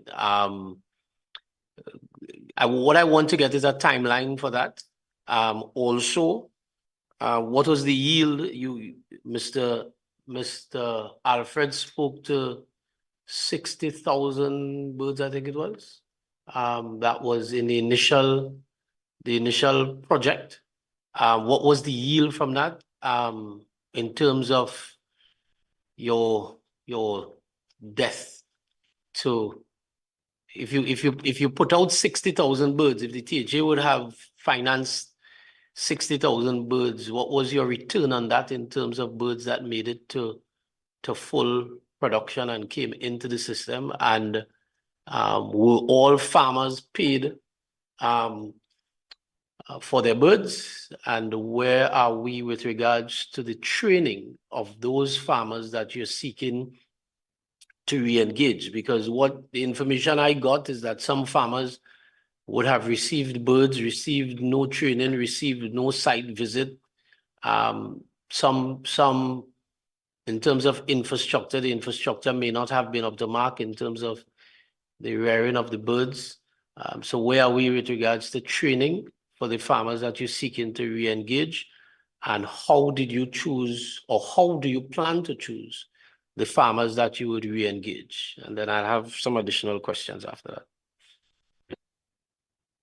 So, thank you for the question, Committee Member Hislop. And through you, Chair, I will ask Mr. Ricardo Alfred to respond to give us status on the poultry initiative. Right, thank you for the question. Through the chair, just to answer the question in terms of the timeline first that he had mentioned. This project will start back within the next month. What is happening right now, we are tabulating our data as relates to the performance of these same farmers. As relates to the revenue that we would have gained from this project, we would have earned about $1.1 million in terms of over that period. That would have been largely gained through this local fast food outlet in terms of providing the chicken to persons who would have partaken in that type of eating facility. As relates to what was the initial investment into the project, Mr. Alfred? Right, in terms of the initial investment, we would have invested over that period. I think it was because we at TADCO, I think it was just under 300 and something thousand, but I can provide the figure to you at a later date. Because I don't want you to guess to the committee, Mr. Alfred. I want you to be because you were very specific with the revenue. So if you spot on with the revenue, then I believe you should be aware of how much was the initial investment. Well, due to so much information before me right now, I can definitely provide you with that information at a later date so that you can get the figures and peruse it. So as you choose, and to the other members as well. The other part of it that you had mentioned, training, just to answer that statement that you made, all of the farms involved in the poultry thing were visited. They were all monitored by our field officers. No farm, for someone to say that they have not been visited is not correct at all. All of the farms were monitored. Yes, and we also use some of the vets in the division as well to assist us. As relates to how persons would have been chosen, there was an application process in which the same field officers would have gone out to the holdings of these persons to calculate based on the square footage of how much birds that they could carry, and it was a very process. As relates to some of the gaps in the farmers, some of them required a lot more training than some, because some persons, this was a new entity to some people were already doing it before. But we have we will be choosing persons based on strictly on performance and see if they can come up and push those persons in terms of providing this product. What was the yield, Mr. Alfred? You said you supplied the farmers with 60,000 birds. What was the yield from that 60,000?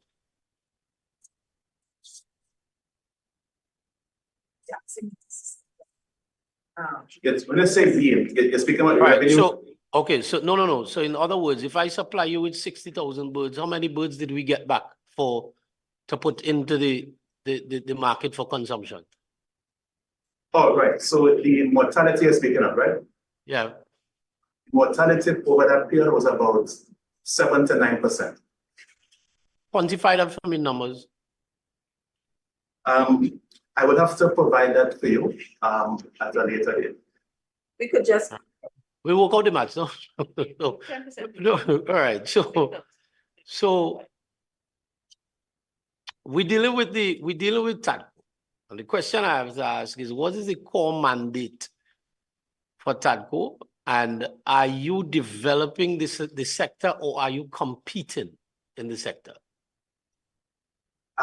Through the chair, the TADCO mandate is to assist farmers and agro-processors in terms of providing a product that they can put on the foreign or local market in terms of advertising their products. So that in doing so, we would have definitely engaged in a lot of strategic players in terms of career, in terms of testing, NAMDEFCO in terms of providing, facilitating both what is happening in Trinidad, what's happening in Tobago, and in terms of training, MOUs with Caribbean fisheries in terms of providing that needed training for the fishermen. So it's definitely a development company in terms of providing things. So we are definitely not competing, because if you look at the Tobago space and a population of 60,000, is so much that an average person can do. I would have liaised with you and explained to you how much to do 1,000 birds, right?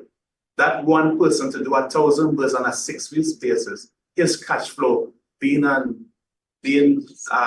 small person and being the THA as being one of the major employers, it's quite difficult for that person. So by providing these inputs and is definitely building capacity in terms of these individuals going on themselves in terms of providing that much needed commodity right here in Tobago. If I could just answer to give him a little clarity there.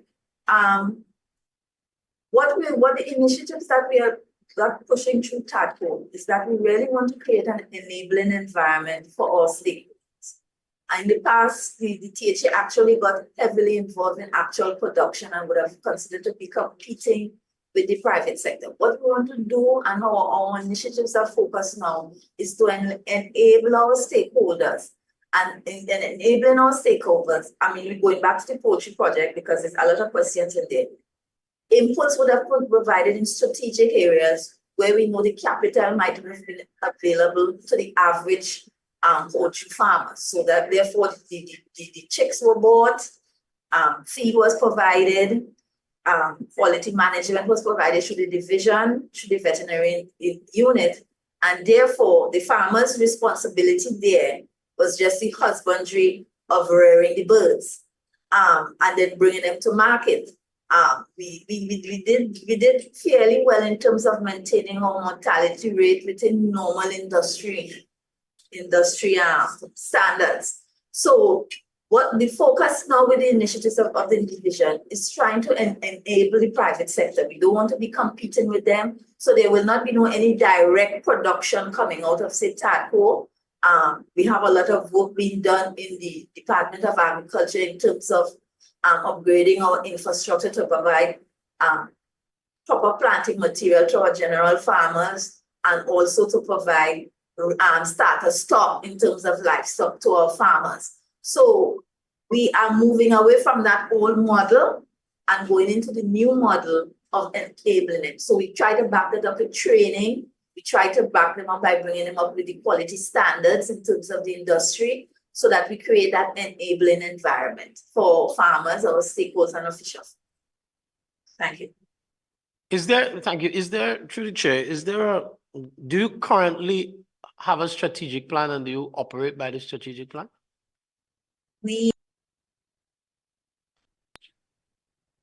Through chair, I would have indicated that we are currently working under our mandate, which is the executive mandate. That's our current guiding policy, where I would have indicated some pillars previously to what we are focused upon. So some of these initiatives would have come out of the pillars that were defined as, that is our guiding policy framework currently. So it's not necessarily that TADCO as a company has a strategic plan. You're operating on maybe 5 policies. Okay, so I didn't get the question clearly. So yes, TADCO of itself would have their own guiding policies as the enabling agent within the division. So, but the division of itself operates under this mandate. So TADCO will now, as a special purpose company within the division, would use this guidance framework now to develop their own strategic direction, and therefore be able to farm out the initiatives that they have. So I don't know if you would want Mr. Ricardo to elaborate on that part of it. Sure, because we treating with matters coming out of your submission to us. So we just want to treat with I'm treating with some specific areas, and this is really geared towards TADCO, whether the company has a strategic plan, and currently what is the company's staff complement. TADCO that is. So through the chair, TADCO does have a strategic plan for different sectors, for the fishing sector, for the poultry sector, which I can provide to the committee, if you so choose. Sure. As it relates to the staffing of TADCO, we currently have a complement of 50 persons currently right now. 50? Before the chair, I see the chair is edging me. No, you said you currently have a strategic plan. Now, we've known that this thing has been in and out of the media for quite some time. No, not the strategic plan. We're talking about your staff complement. Okay. That there was significant, quote unquote, restructuring in TADCO and significant staff, significant complement of your staff was laid off. How does that restructuring fit into your strategic plan? How does that fit into your strategic plan? Just to correct the member through the chair, persons were not laid off. I don't want that to be branded, especially by this good committee here. Persons were not laid off. They were given a contract from 2020 to that ended in 2023. The current board would have come and met the structure, which persons had contracts from 2020 to 2023, which expired in 2023 of September.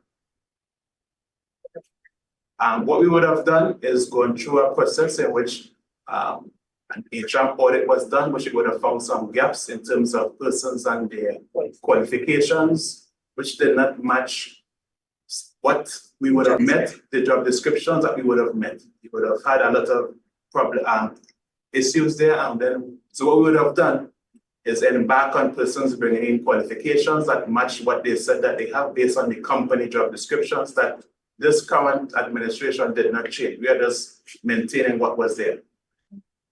But however, what we are doing now is engaging persons based on the existing company structure as relates to the company strategic direction.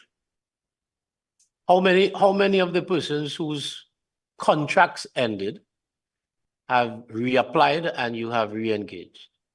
Right, so currently, what we are doing right now is staggering the contracts so that the benefit of this is by reducing that huge gratuity bill, that because you would have had a case where a lot of persons were engaged and employed at the same time and end at the same time. So we had a huge gratuity bill. So what we're doing now is staggering the contracts, having an interview process. Right, so based on the existing strategic plan that was adopted, we're looking at a total at least 62 persons in terms of having a full complement. Right now we are at 50, and we are basically putting persons in positions that we need right now in terms of making the company continue its operations and do what the stuff. But all of the contracts currently have been staggered, so all persons cannot come on at the same time. It's impossible to bring persons on at the same time.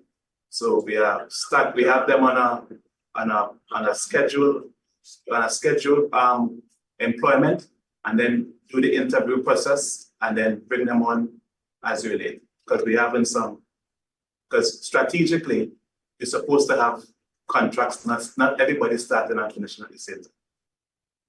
Okay, so my final question for now, what plans are there in place by the division or by TADCO for our farmers or for us to move the conversation with our farmers from them just being farmers to them being businessmen and businesswomen?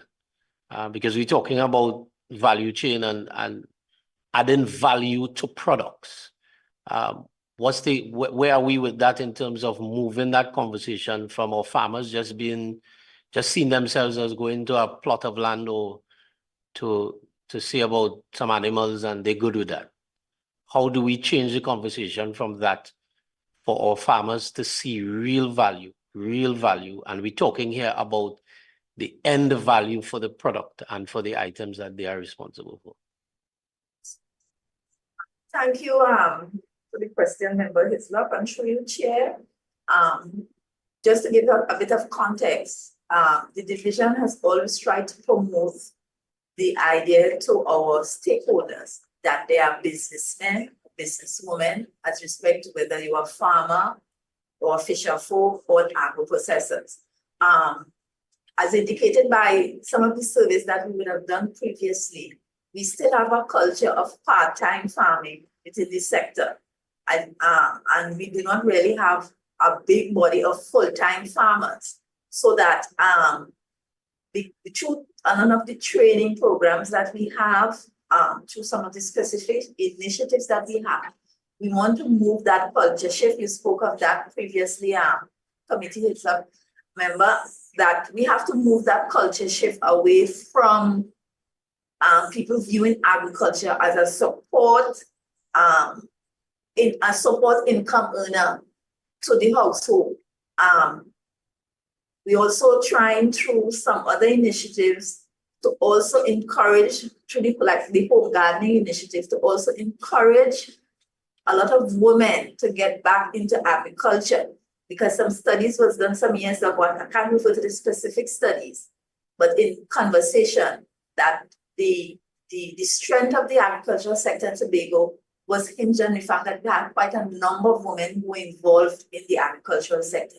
So we are also targeting changing the gender dynamics in terms of the industry to also include a lot of females into getting back into agriculture. That seems to have had a bit of stability in terms of earning income at a full-time basis. So those are some of that's where the division in terms of its focus, and it's not just a focus, that's a focus over the years of trying to build or make the agriculture attractive so that we can have people investing. We want to also woo, and that is some of the initiatives undertaken by TADCO, to woo the business sector to provide specific services towards the sector. A recent example is that through the poultry industry, the poultry initiative, we identified there was a capacity restricting factor in terms of the slaughtering. And conversations have started with the private sector to ask, to have them invest in the sector and provide that facility so that we could move the slaughtering figures to up to about 500 to 1,000 birds a day. So those are some of the initiatives that we're trying to do within this sector to try and change the view of the whole sector. I don't think this is a Tobago issue. I think it's also a Trinidad issue, that the sector is not as attractive as it should be, to bring people to the concept, listen, this is a business that I'm running and I have to treat it like that. So it's ongoing work in terms of trying to change that culture shift. So. Thank you, Ms. Shaw. But just quickly, because I may have to leave for another committee shortly. I just want to follow up from your submission.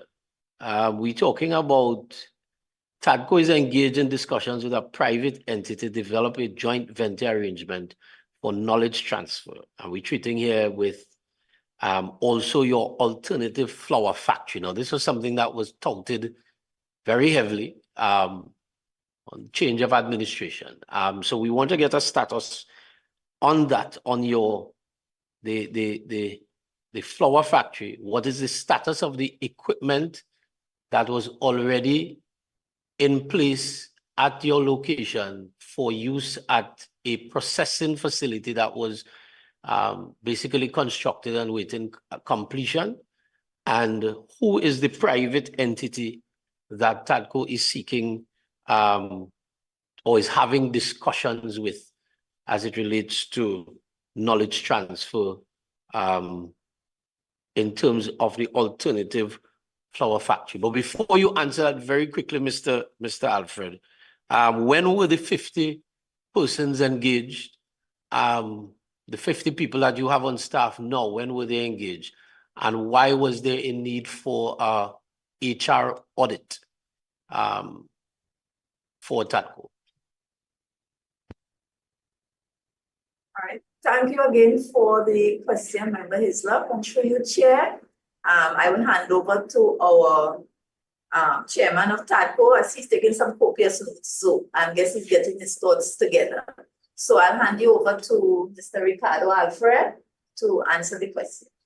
Yes, through the chair, again, I would like to correct the member again. The facility that he is mentioning is nowhere near completion. The building is a shell, it lacks infrastructure. But just to answer what he mentioned about the equipments. The equipments were identified, the equipments are nowhere at the location that the honorable member spoke about. The equipments also are currently going to be utilized in a space. What TADCO is doing right now is engaging the different business sectors in terms of having the business sector be involved in such a venture. As he mentioned also about the TADCO workers, the workers were engaged from September of last year from the 1st of October to present last year to present. He also mentioned why an HR audit was done. What happened when we would have took over the board in 2022, it was identified that a lot of the persons who said that they had X amount of CXC subjects turned out to be that it was false. It had persons who had a lot of credentials that nobody has never seen that we are still awaiting. And as to the honorable member mentioned, that the facility that he's speaking of, we are still awaiting the Trinidad and Tobago police to assist in providing some documentation that we would have written to them back in 2022. The facility you shared. Now, bears in mind that I said that the facility was almost completed. I didn't say it was completed, and also the equipment. I know the equipment is not housed at that particular facility. We just want to get a status on the equipment that was already bought and who is the private entity that you are in discussions with concerning the alternative flower factory. Yeah, can you answer that question as briefly as you can, because we are close to wrapping up and I just have two brief questions before we do. There's a series of investors through the chamber and through different chambers, both here in Tobago and in Trinidad, in terms of who the private investors are. It's not identified which one as yet. As it relates to the equipment that the member is speaking of, with the help of the TTPS, we would definitely get some assistance there as relates to the equipments and where the whereabouts of the remaining equipments. The other equipments needed. So Mr. Alfred, are you stating that equipment seems to be missing? No, I'm not saying that. I'm just answering the question that you had mentioned, where you said that some of the equipments for the flower factory is there. I'm letting you know that yes, we have some of the equipments, but there's still some outstanding equipments that is needed for such this process to continue. And that's why we would have engaged the Trinidad and Tobago Police Service in terms of providing that. Okay, so I have two questions very quickly, please.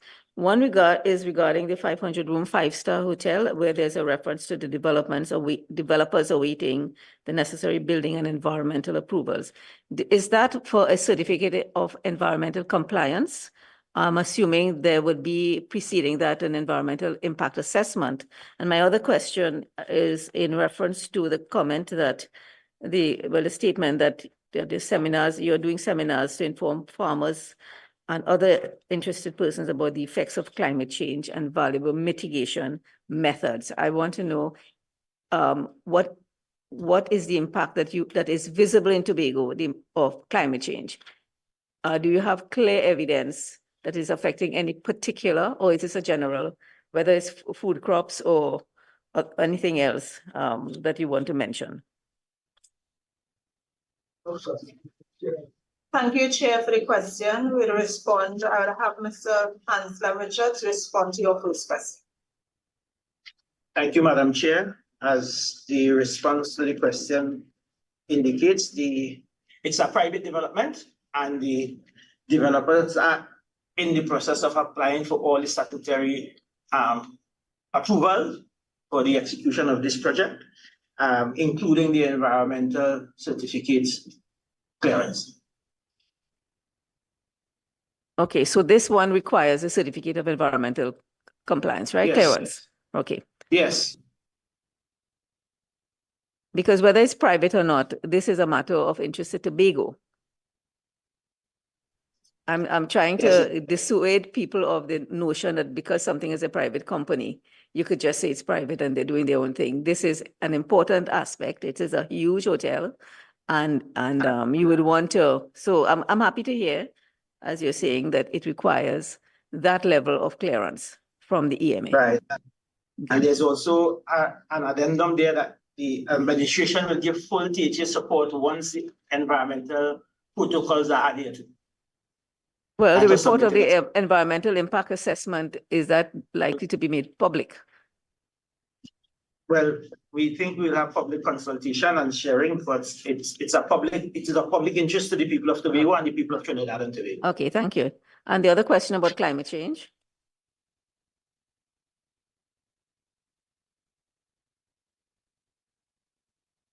I think that comment was in the Division of Food Security. Yes, we're trying to unmute there first to respond. So sorry for the delay in the response. Thank you, Chair, for the question. Yes, climate change is affecting the agricultural sector, more so in the crop sector because of the vagaries of the rainfall that we get from time to time. The division also has a section or department that deals a lot with climate change and the effects that it's having on the division.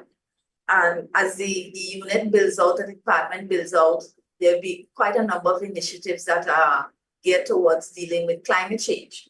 However, we are currently engaged in a climate resilient agricultural training program that is actually carded for tomorrow. It's done in conjunction with the Marva Vista Institute for Agriculture Training and Development. It has actually been oversubscribed in terms of the training program, in terms of what we want to roll out tomorrow. It's going to be held at Shore Park Cultural Facility, and it seeks to inform farmers or extension officers, research officers, and other persons about the effects of climate change and the valuable mitigation methods that we have to employ going forward. So, yes, to the question in terms of the effects of climate change, yes, it is affecting agriculture. Okay, well, thank you very much. And I'd just like to now invite each, I see Member Ayano Repsaroy, you have a question. Thank And you, after that, we'll wrap up very quickly. Thank you, Madam Chair. Very quick question. I'm aware that the government of the Republic of Trinidad and Tobago would have partnered with the Cooperative Republic of Guyana, and a number of shade houses would have been acquired, well, donated from the Guyana government to Trinidad and Tobago, and the central government would have allocated a number for use in Tobago. I wanted to know, what are the plans for the shade houses? Do we have any specific focus for young people in terms of when the shade houses are delivered, the location? It's just that the public could know what's going to happen when the shade houses are actually delivered to Tobago. Thank you, Mrs. Webster-Roy, for that question. Currently now at this stage, we are asking that we can submit that information a little later to the committee in terms of our preparation for today. So we ask that we can do that at a later date. Okay, thank you. I'd like to now invite each division to make some brief closing remarks, beginning with community development, followed by finance and food security. Thank you, Chair. If I may, Member Webster-Roy would have asked about the shade houses. Might I just be able to share that my division, Community Development, Youth Development, and Sport would have been initiating this in collaboration with the Ministry of Youth Development and National Service. We have received the material. We are currently trying to identify ideal locations. We would have engaged the services of the Land Management Unit to assist us in identifying the most suitable locations. And that is where we are right now, right? Chairman, thank you very much. Thank you. Chairman, I would really like to say thank you for the opportunity to share with you, the committee, the wider viewing public, and the Tobagonians of the initiatives that our division has been engaging in and intend to roll out to their benefit. So again, I thank you. Thank you. Finance. Madam Chairman, on behalf of the Division of Finance, Trade and the Economy, I wish to thank you and all members of your committee for providing us with the opportunity to have this discourse and to bring clarity to some of the work of the Assembly as it relates to job creation, value chain development, and business development. We hope that the information we provided served to provide a deeper insight into the work of the Assembly. We are committed to providing any additional information to the committee as soon as possible. Once again, it is our distinct pleasure to appear before this esteemed parliamentary committee, and we wish you all God's blessings, and may you continue to have a great day. Thank you. Thank you. Yes, Chair, from the Division of Food Security, Natural Resources, the Environment, and Sustainable Development, we again want to thank you for giving us the opportunity to present the activities and initiatives that the division is undertaking in terms of building a resilient agricultural sector in Tobago.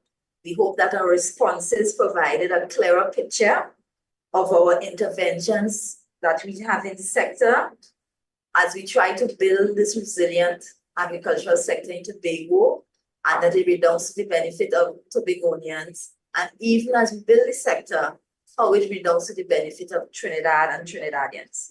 So we want to again thank you for this opportunity to come before the parliamentary committee to provide clarity and information on what we are doing in the agricultural sector in Tobago. Thank you. Thank you very much for this, for being so ready and prepared to engage this process of public interest and public edification. I would like to advise the public that this committee's 10th report on an inquiry into the efficiency and effectiveness of the Pesticides and Toxic Chemicals Inspectorate was recently presented in both houses of Parliament and can be accessed on our website, www.ttparliament.org. I would also like to thank all our stakeholders for your attendance and for sharing your invaluable knowledge and experiences with this committee. I'd like to thank as well the committee members who made themselves available, the staff of the Office of the Parliament for their procedural and logistical support, and the viewing and listening audience. Thank you and have a wonderful day, and I now declare this meeting adjourned. Thank you, everyone. Have a good day.